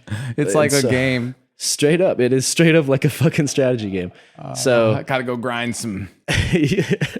Yeah, gotta go harvest some asteroids and fucking make some raw materials. I think space is the key to preserving our world. I think we are right now. Just what we're trying to do, like what I was talking about with community, like that's happening everywhere right now. Yeah, in the past we've just been like total shitheads, and the ones that like weren't total shitheads just didn't have any personal sovereignty and like ability to actually move in a different direction. But now that's not so. Now we actually are taking those steps. And so I think it is appropriate for us to go into our immediate space. We can make something the size of planet Earth. We can make thousands of those in our solar system with the resources we have literally just floating around. We could get really good at utilizing resources responsibly. We could shift from like an economy right now that designs things like this to break down over time. Yes. To building things that last. If I have something built out of titanium titanium should last hundreds of years. It should outlast me, like a cast iron pan, you know? We should be building all of our technologies hand down. Yeah. But we That don't would be because nice. of we have to make profits in a society. But if we didn't, then we could get really good at just making shit that lasts. Yeah. And then if we had all of those resources, we could hone so much of that and we wouldn't have to mine on Earth at all.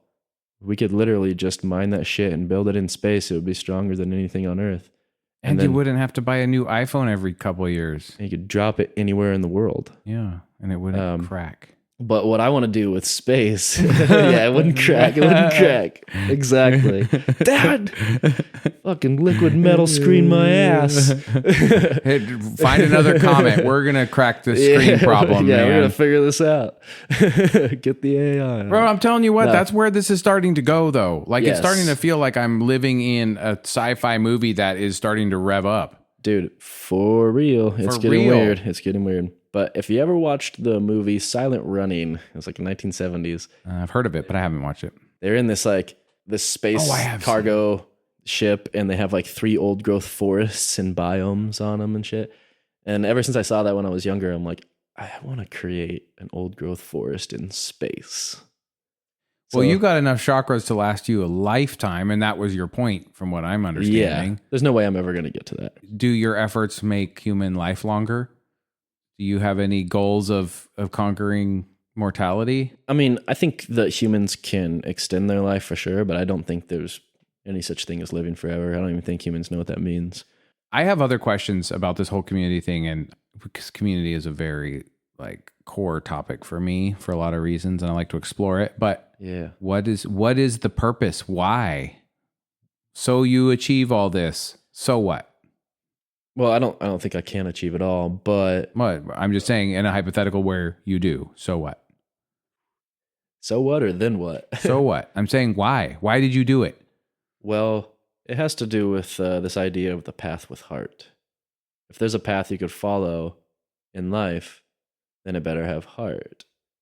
Like I was saying before, if you die at any point on this path, if you know you're facing your imminent death, will you have regret and be like, wait, why didn't I do this? Why didn't I do that? Or will you be like, hey, if this is how I go, like I'm doing the thing I love. Who can never know the answer to that? Well, that's true as well. The things that I've chosen to do give me the most personal satisfaction. They have the benefit of making my quality of life increase. They make me more successful in a financial sense. And the farther I move along that path, the more other people get similar benefits from that and have the opportunity to plug in, push their dreams into those structures and play around and just have fun and enjoy their life doing things that they're passionate about. So it kind of is about creating the opportunity for myself, but also in doing so, creating the opportunity for anybody. Continuing your healing journey and then catalyzing that into bringing healing that you found to the whole rest of the world, which it sounds like you're trying to be in community with. Yeah. The whole rest of the world. And if all it takes is you being undilutedly you to be in community with somebody, well, you can be in community with anyone. Wow. The Earthians. Then that's the concept of supreme love, like the love for everything, because you are free to be yourself. You have permission from yourself to be yourself. So therefore you can be in community with everything you meet. That touches upon my idea of what unconditional love is, you know? What do you think unconditional love is? I think it's the full body recognition of self in other.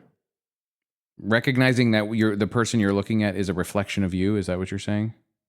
That is you, that it's all one, that we're all one. So how do you do that?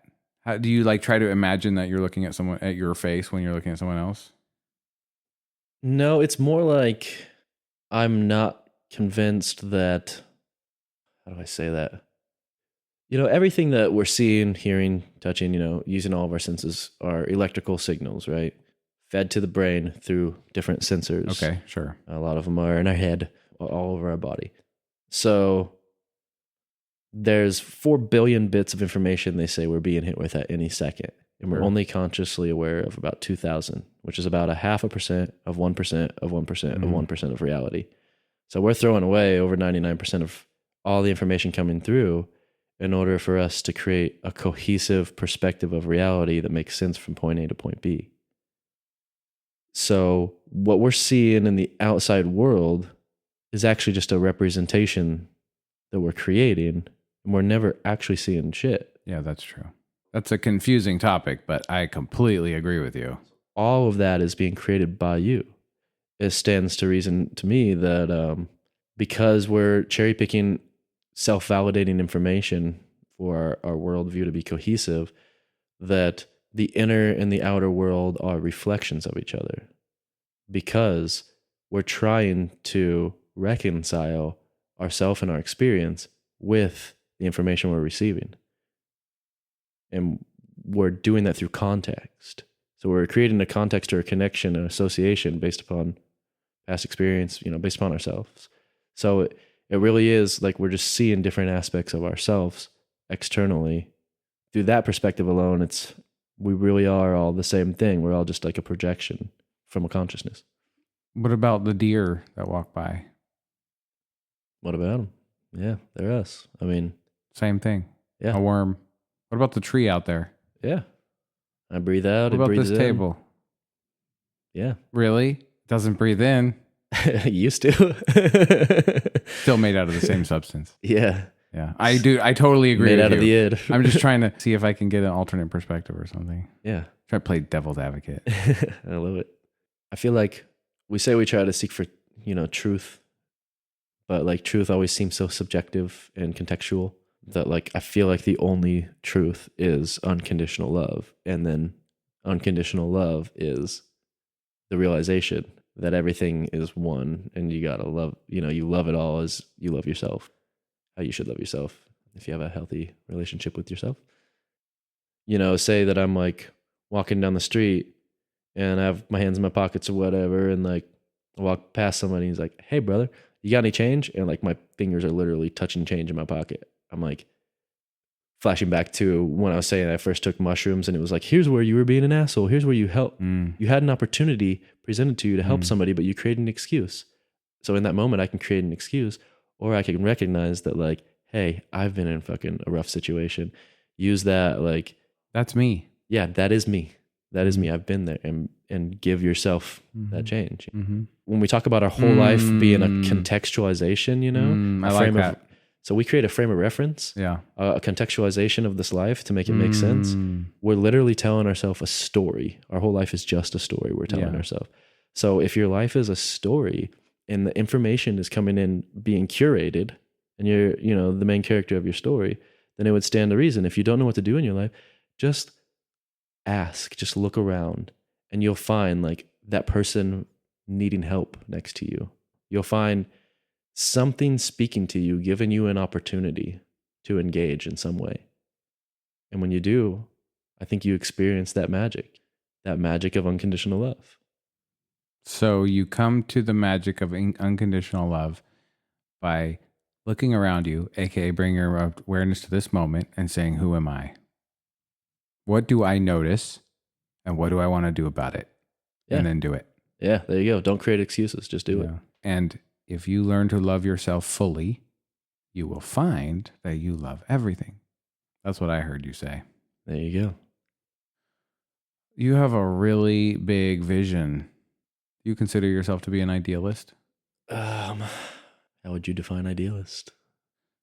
Someone who has someone with their head in the clouds, brah. Someone who has an idealized version, a fantasy, like. Yep. Yeah. Oh yeah.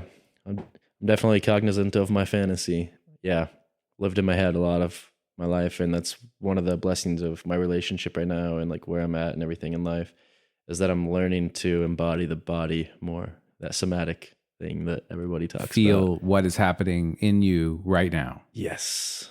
So that means you must do yoga. Getting back into it after, all this medical stuff. You've probably done a lot of yoga. My favorite was Kundalini yoga. I've heard of it, but I don't know I don't know the differences of you. Oh, the only yoga I know now is the Bikram hot yoga. That's it. Nice. doing it for the first time in my life. It's great. Kundalini is good for spine health. I've always had spinal issues, so I have a feeling that every practice of yoga is probably fantastically good for just about every part of your body. yes. Yeah. I'm so glad that I finally have my toes wet experience with yoga. And it's changing my life already in the first month. It's crazy. Beautiful. Yeah. I'm going to do a whole episode on yoga eventually. I have to, because it's every single time I go back in there, dude, a whole new revelation comes. Yeah, it's been quite a few years for me with mounting health problems. Yeah, I haven't been able to work out properly, so yeah, that's one of the things with like my next, my shoulder surgery in September. I'm like, I'm gonna be able to work out again. It's gonna be great. For right now, I'm doing qigong, but okay, that's another thing. Nice, slow, simple movement. Okay, lots of stretching. Mm-hmm. I'm starting to love stretching. And you've had a lot of some traumatic physical stuff. Yeah, you want to talk about that? I mean, if you don't mind just giving a quick breeze through, it's a hell of a story. Sure. Mind if I use the restroom first? Oh, bro, anywhere out there you want to go for it. Sweet. I'll find a tree. Yeah, I should probably too. And they're back. No, 2 hours was not enough. No, but I mean, it'd be super interesting to get a little rundown of the medical, the stuff that you have endured, my friend.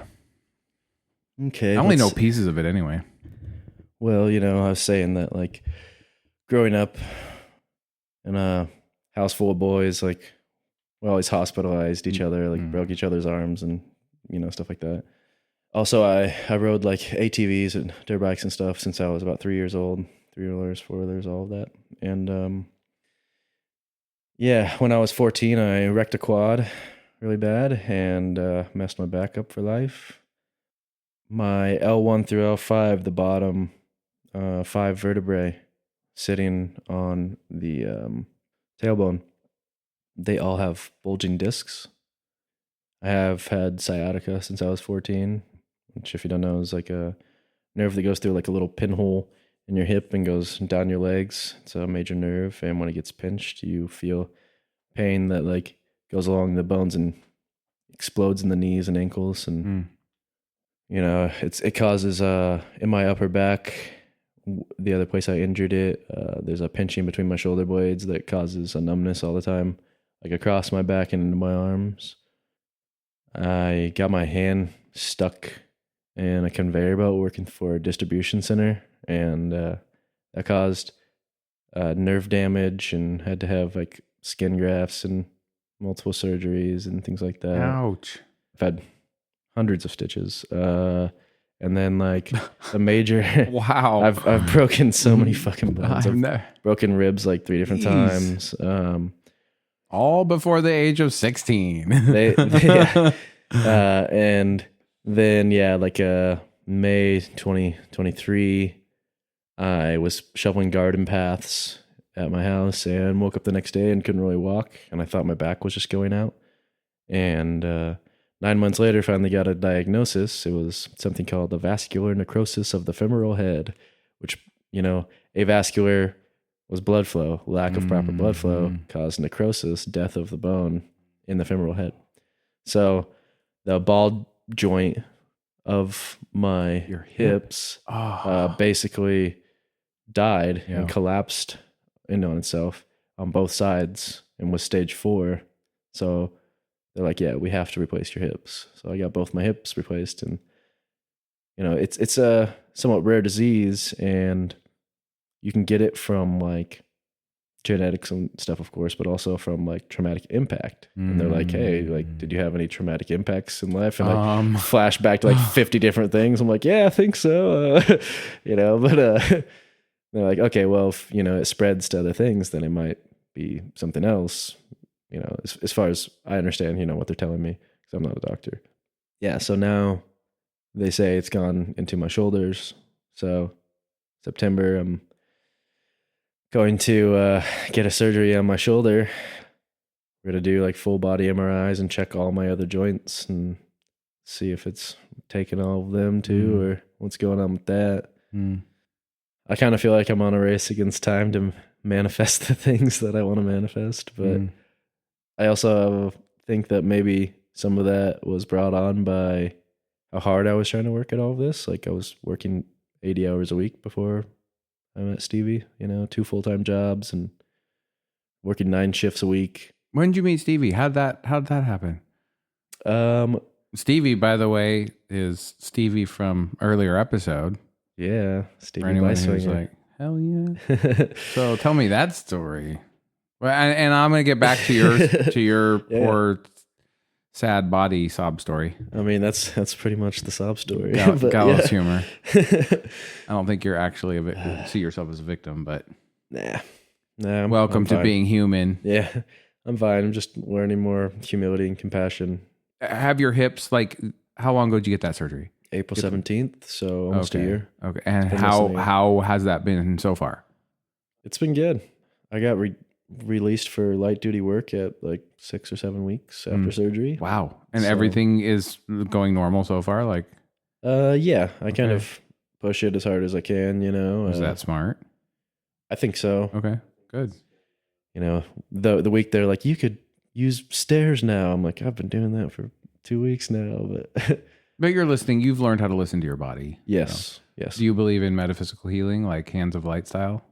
Yes. Yes, I do. Do you practice it? Is there anyone you go to, or do you? Or wait, Stevie probably. She's probably a freaking practitioner of that stuff.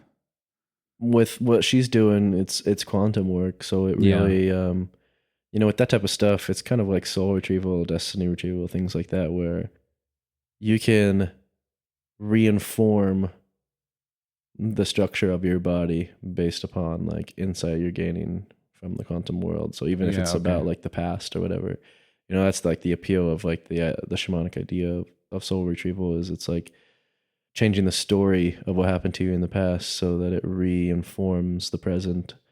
You're almost like changing to a different timeline, where like the true healing isn't that like, oh, you're miraculously healed. It's that you change yourself to a perspective where that wasn't even an issue in the first place, that type of thing. At least as far as so, when's it going to work? At least as far as I understand that, because I believe in it too.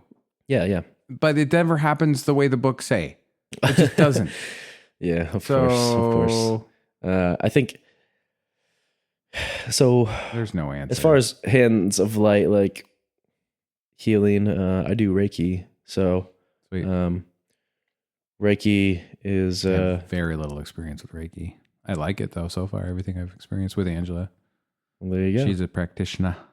Perfect. Yeah, it's the mastery of energy. Yeah. So it's so just cool. like qigong. It basically means the same thing. Qi and ki are the same thing, and it's about ability or mastery when you're talking about gung or Rei.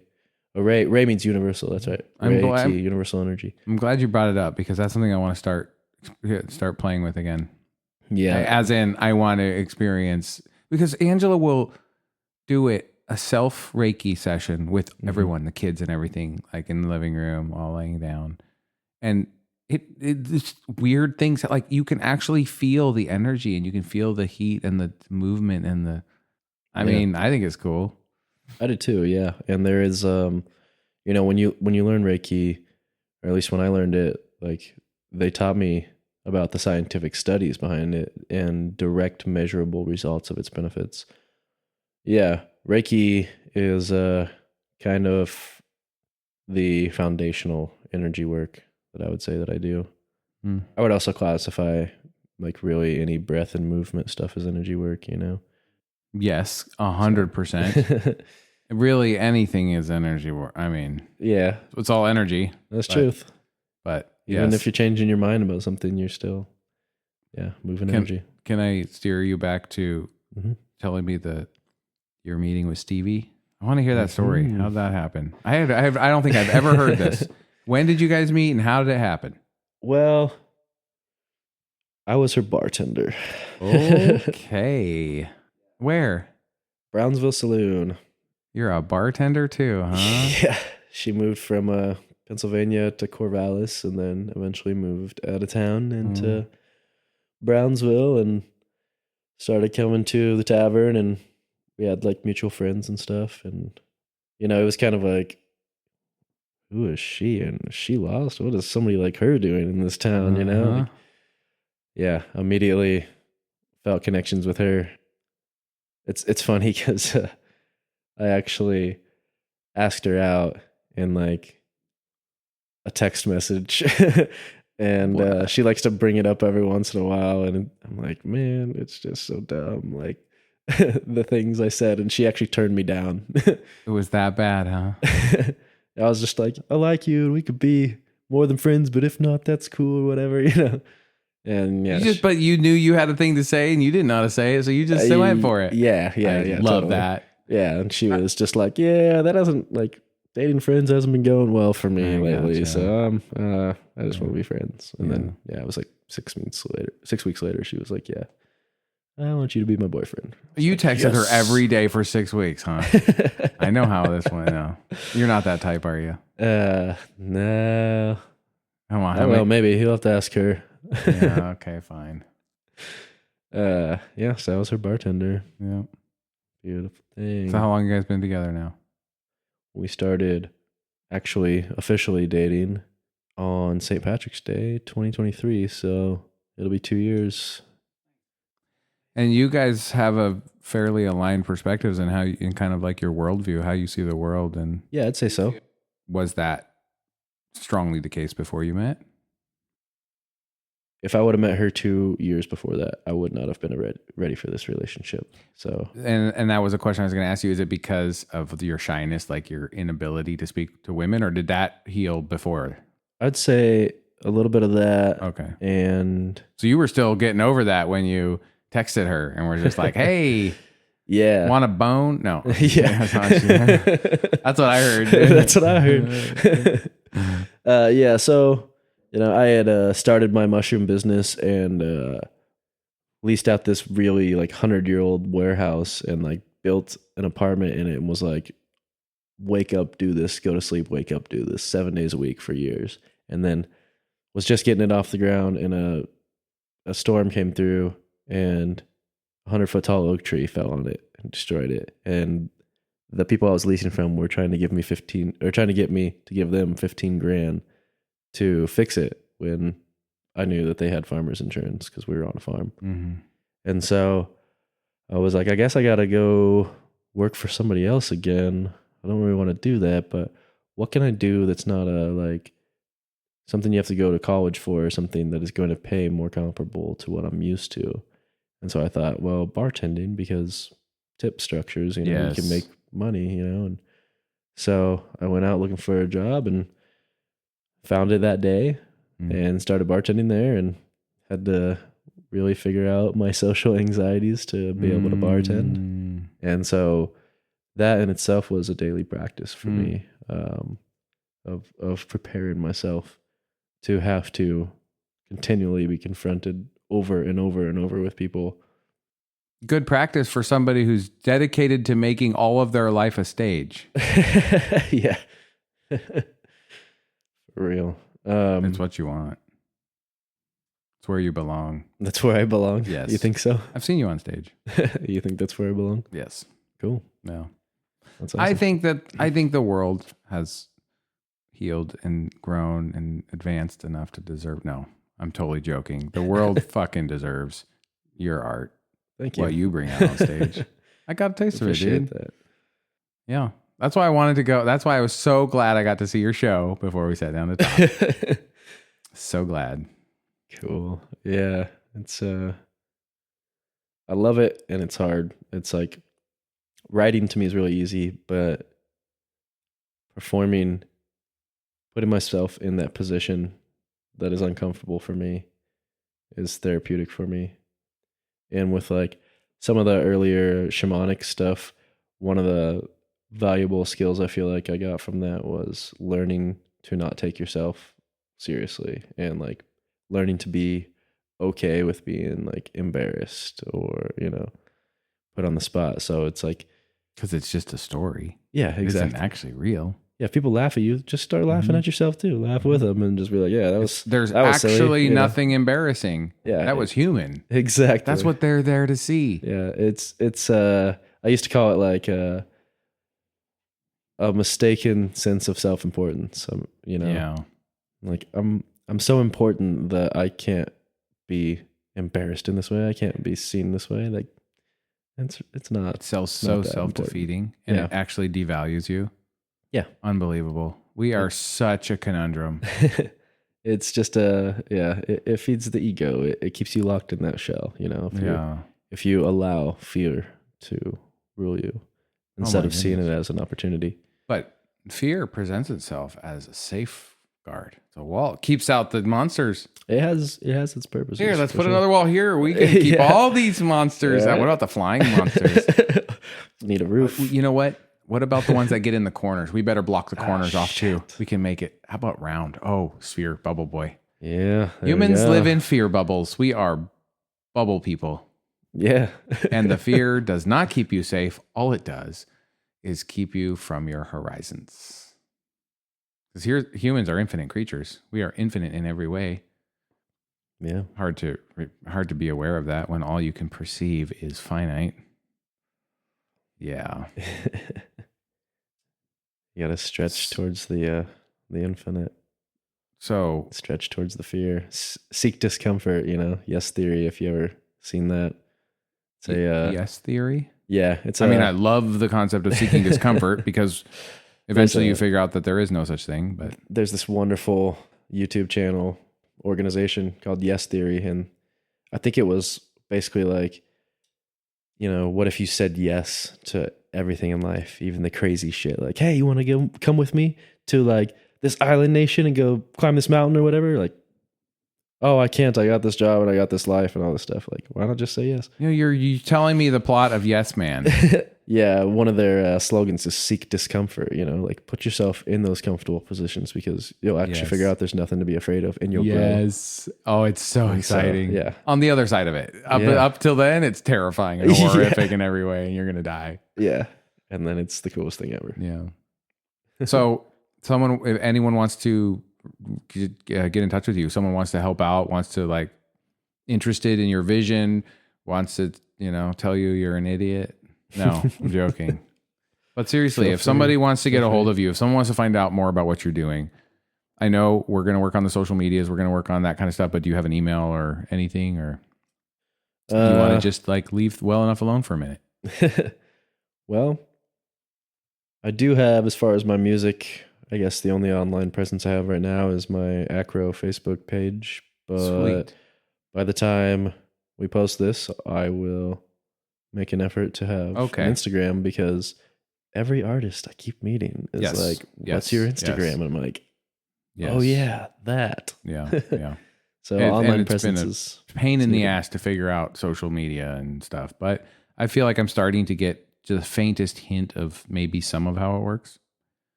Yeah. So if you have any questions, I don't have answers, but I'll share you everything I found, man. I appreciate that. Heck yeah. I will be. Good. Well, I look forward to following what you do. I think that you have some big dreams, and coming from the background I come from with broken community. Yeah. I got a lot of questions. I got a lot of doubts. I've got a lot of like the idealism never works out, but yes, it sounds to me like your vision is a synthesis, is primarily a community that has employees and like a synthesis of a community and a retreat center. Employees that run a retreat center. And then maybe you'll have the level of employee that's like the carny or the, it's like you live there, but it's not, because when I think of community, I think of bring the families, you make the rules, make everyone, but what you're describing feels so different than that. Yeah. So through that description, I was starting to shift kind of the feeling around what you're talking about. It's a huge dream, but I want to facilitate in whatever way I can. And platforming is like, it's a direction I see myself going. I don't know how I can help. I don't know when I can help, but please continue. I love your vision. This. I think, this is, we'll learn together. Important. And with that kind of community, like, because these enterprises are being created first, there's not a necessity for the people who live on that community to have to be the employees to make that work. We could have, just like any other normal job out there, somebody can just come to this farm and work for us. But it has to have a manager. It has to, I mean, there has to be an incentivized structure. Right. Yeah. And then everybody else can come and go or come and stay as how whatever happens naturally. Yeah. So as a community member, like, you could just have a job offsite if you want and like pay $600 a month or whatever it is, for your accommodations, or you could plug in. It gives you the opportunity to choose, really. But what I don't see is that you're trying to make like I don't know what the word is for something that's run by everybody, like a utopian, almost anarchist. Like I feel like your head maybe isn't in the clouds there. No, I studied a lot of actual communities that have done this, those that have failed and succeeded, and what they did right and wrong. Still succeeding today? Yes. Do you have any like just examples off the top of your head? I mean, and I'm this is so interesting to me, this whole topic. So Lost Valley is a good one. Lost Valley, where is that? It's outside of Dexter, just outside of Eugene, Oregon. Okay. It's been going for 40 years now, I believe. Okay, and it's a model that is within the world of what you're after? Yes. Okay. It's always transforming. Oh, I'm gonna check this out. Then there's a couple of them here. There's one I don't remember what they call it now, but they used to call it Aprovecho. That's outside of Cottage Grove. It's like 40, 50 years old. So close. Like there's lots of them right around. Yeah. Okay. And those ones have like big names in the homesteading worlds and stuff like that. Okay. Like we're parts of those projects. Not a world I'm very familiar with. So there's this one in India that's like, it's fucking huge. It's like thousands of acres and like thousands of people. But like there's ways to do this at every scale. I think the important part is like something my teacher always said is don't put the cult in permaculture. Stick to the design framework for like infrastructure and all of that, and let people have their own spiritualities and all of that. Like, yes, you don't want to show up to an intentional community and just start getting cult vibes and be like, oh no, what the hell's going on here? But I'm not drinking the Kool-Aid, Dude, I have seriously a dream. One day I'm going to have some sort of a mobile, like a converted school bus or something. Ideally, just because it's the fantasy, and I want to travel to intentional communities, and I want to pull up to an intentional community. It's all going to come through network, but I want to go to these places and I want to talk to the people, and I want to just see what does the world look like from these perspectives. Yeah. What are the lessons here? Just explore what the emotional tapestry of it is, and collect those stories and collect those experiences. If I could do anything in the world, that's what I'd be doing. That'd be awesome. And be able to like stay there and do so long enough to catch the undercurrents and like get the interviews of people going, yep. Like here's the hard stuff. Whether it's a week or 6 months, just because you never know. It's just like what? And then let the wind pick the next thing in time. And just like I do these conversations, like I don't even try to figure it out anymore. I just let the life flow around me and say yes when I want to say yes. And boom, here we are. That's how I want it to be. That's how I want every part of my life to be. Yeah. That's what I'm after. I think in a sense, that's why I have this kind of vision. Growing up in this society, they're like, you could be anything you want to be on this list right here. Mm-hmm. Doctor. Yeah, exactly. You can be a lawyer, car driver, astronaut. You can be a craftsman. But they're like, what do you want to be when you grow up? And you're like, not one thing. Like, I don't want to pick one career path. That's the most depressing thing. And I kept thinking in my life, like, what kind of career path can I pick that it somehow allows me to travel wherever I want, do whatever I want, and change up what I do? And so I got to the point where I was like, you would have to have infrastructure that is ready to handle that. You'd have to have like communities who are like, we don't care if you show up for work today or for 6 months, like you're saying, or like if you just need it for 5 days or whatever, 3.5 days. Like there would have to be some sort of physical infrastructure, a community, whatever, that allows you to do those things. That's called a huge bank account. Yeah, right. But that is so difficult. But seriously, if I create this eco village, right? Yeah. And I have a profitable business, like those profitable businesses at that scale could make $250,000 a year. Yeah. That's enough to buy more property pretty much anywhere in the world. If I have to drive 12 hours in a car, how many communities do I make in the United States to where, like, let's say in a collapsed state, if I have solar panels and I have an electric car and I can plug them in at all these places and I could drive 12 hours in this car, how many communities would I need to be able to go across the United States? And it's 12. It's not a lot. This is after the zombies. This is after the zombies. Yeah. What would it take seriously to be able to travel the world and do whatever you want? Like, to me, the most fulfilling idea would be to create communities to help other people and then have my own little cottage back in the corner and then just master that, plug in natives, plug in locals, get them excited about it and get them kind of running it. You know, run them all as nonprofits so they have president, vice president, secretary, and treasurer. The basic infrastructure's there. I've already mastered mushroom growing and then like mastering food production. And I can take those into different climates and non-competing markets and do that same structure again, plug in other people at all the different levels. And then like say 5% of that profit goes into the pool to make sure that I can keep doing that over and over and hop around. And in that way, I'll have a home everywhere in the world, everywhere I go, and I'll be doing what I love and I can do any aspect of it. And the more I do that, the more I will know people because I will have plugged them in or networked with them that are pros at different levels. You'll have somebody that's like from Oregon or from wherever that's like, I want to go to the tropics. Like, cool, we have a tropicals project. You're really good with composting. They need a composting expert out there. They have all this organic material laying around. They don't know what to do with it. Maybe you can go out there for X amount of time, do this, set them up, or maybe you'll love it and you'll want to stay there and teach or whatever, or do whatever you want to do. So if I wanted to pick a career path as an adult, it would be that, because then if I could successfully create something like that, then the benefit is not only that now I can do all of that, but now anybody else that's plugging in can do that too. I hope that you are in any way successful.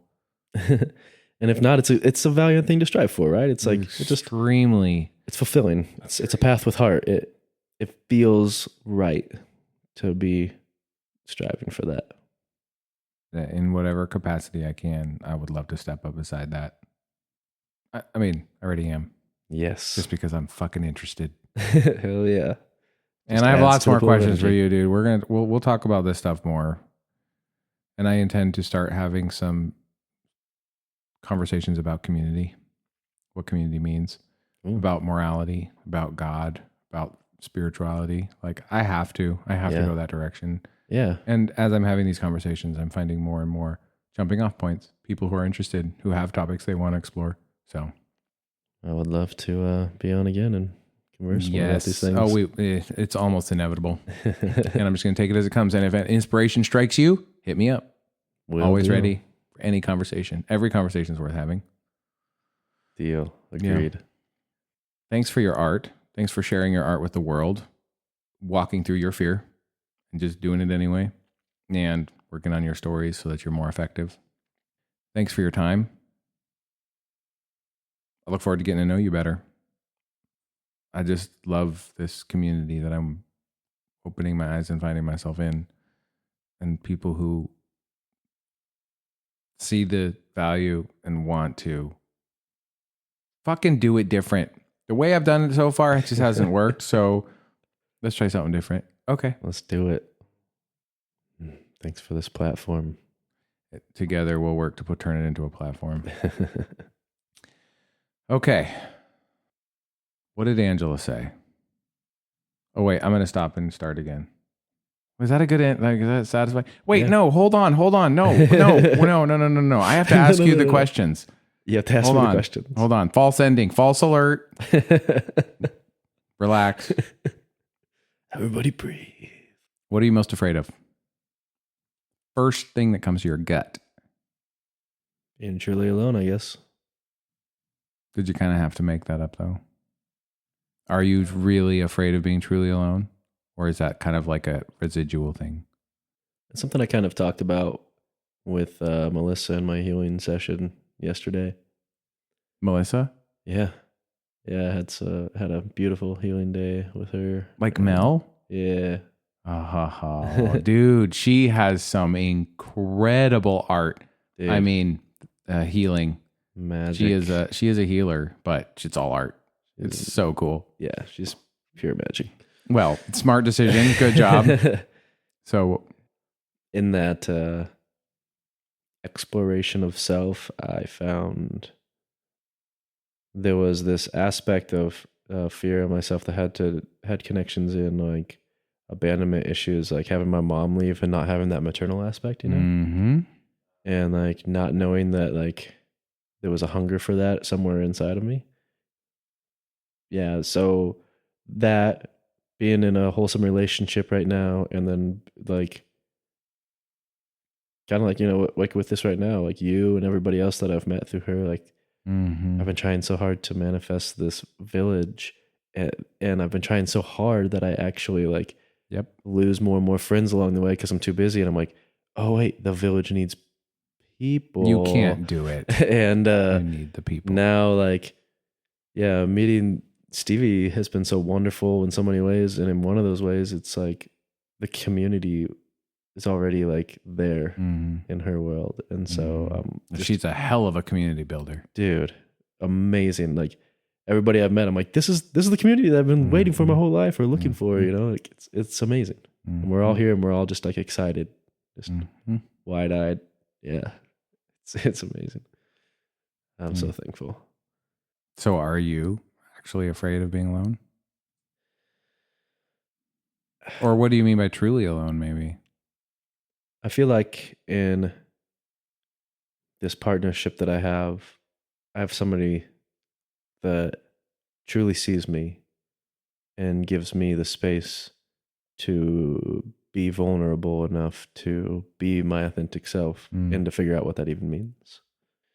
And so now, having something like that I've never had before, the idea of not having that and not having somebody to like talk to and relate to, like, I think that is the most terrifying. Okay. Fair enough. And that's a legitimate fear. Yeah. If you're a human. Yeah, only if you're human though. Yeah, and you've been brought back to Earth from the freaking walkabout mountaintop. Yeah. The mountaintop can be transformative too, though. Yeah. What do you feel like would be the most important thing you could say to people in general? Like for real. Be love. When you are facing a decision in your life and you don't know what to do between this decision and this decision, which one of those decisions is just, I got to do this out of fear of what if this happens? And which one is authentically out of love? Choose love. The one that feels like a full fuck yes is the one that's authentically out of love. Yes. And so what I hear you saying is become love by choosing love. Learning to ask yourself the question, who am I? Yeah. I just love to ruin people. I love to paraphrase things just to see if I'm even close. Yeah. Realize yourself as that infinite being. See that, love is the most healing state. It's the highest state. And choose that vibration. It can be hard when you're living a difficult life that forces you into habitually seeing the negative. But in those moments, I think it's even more important to push out of that, to seek that discomfort, to do the hard thing, to choose love. Perfect. Okay. Thank you. Bye for real. Bye.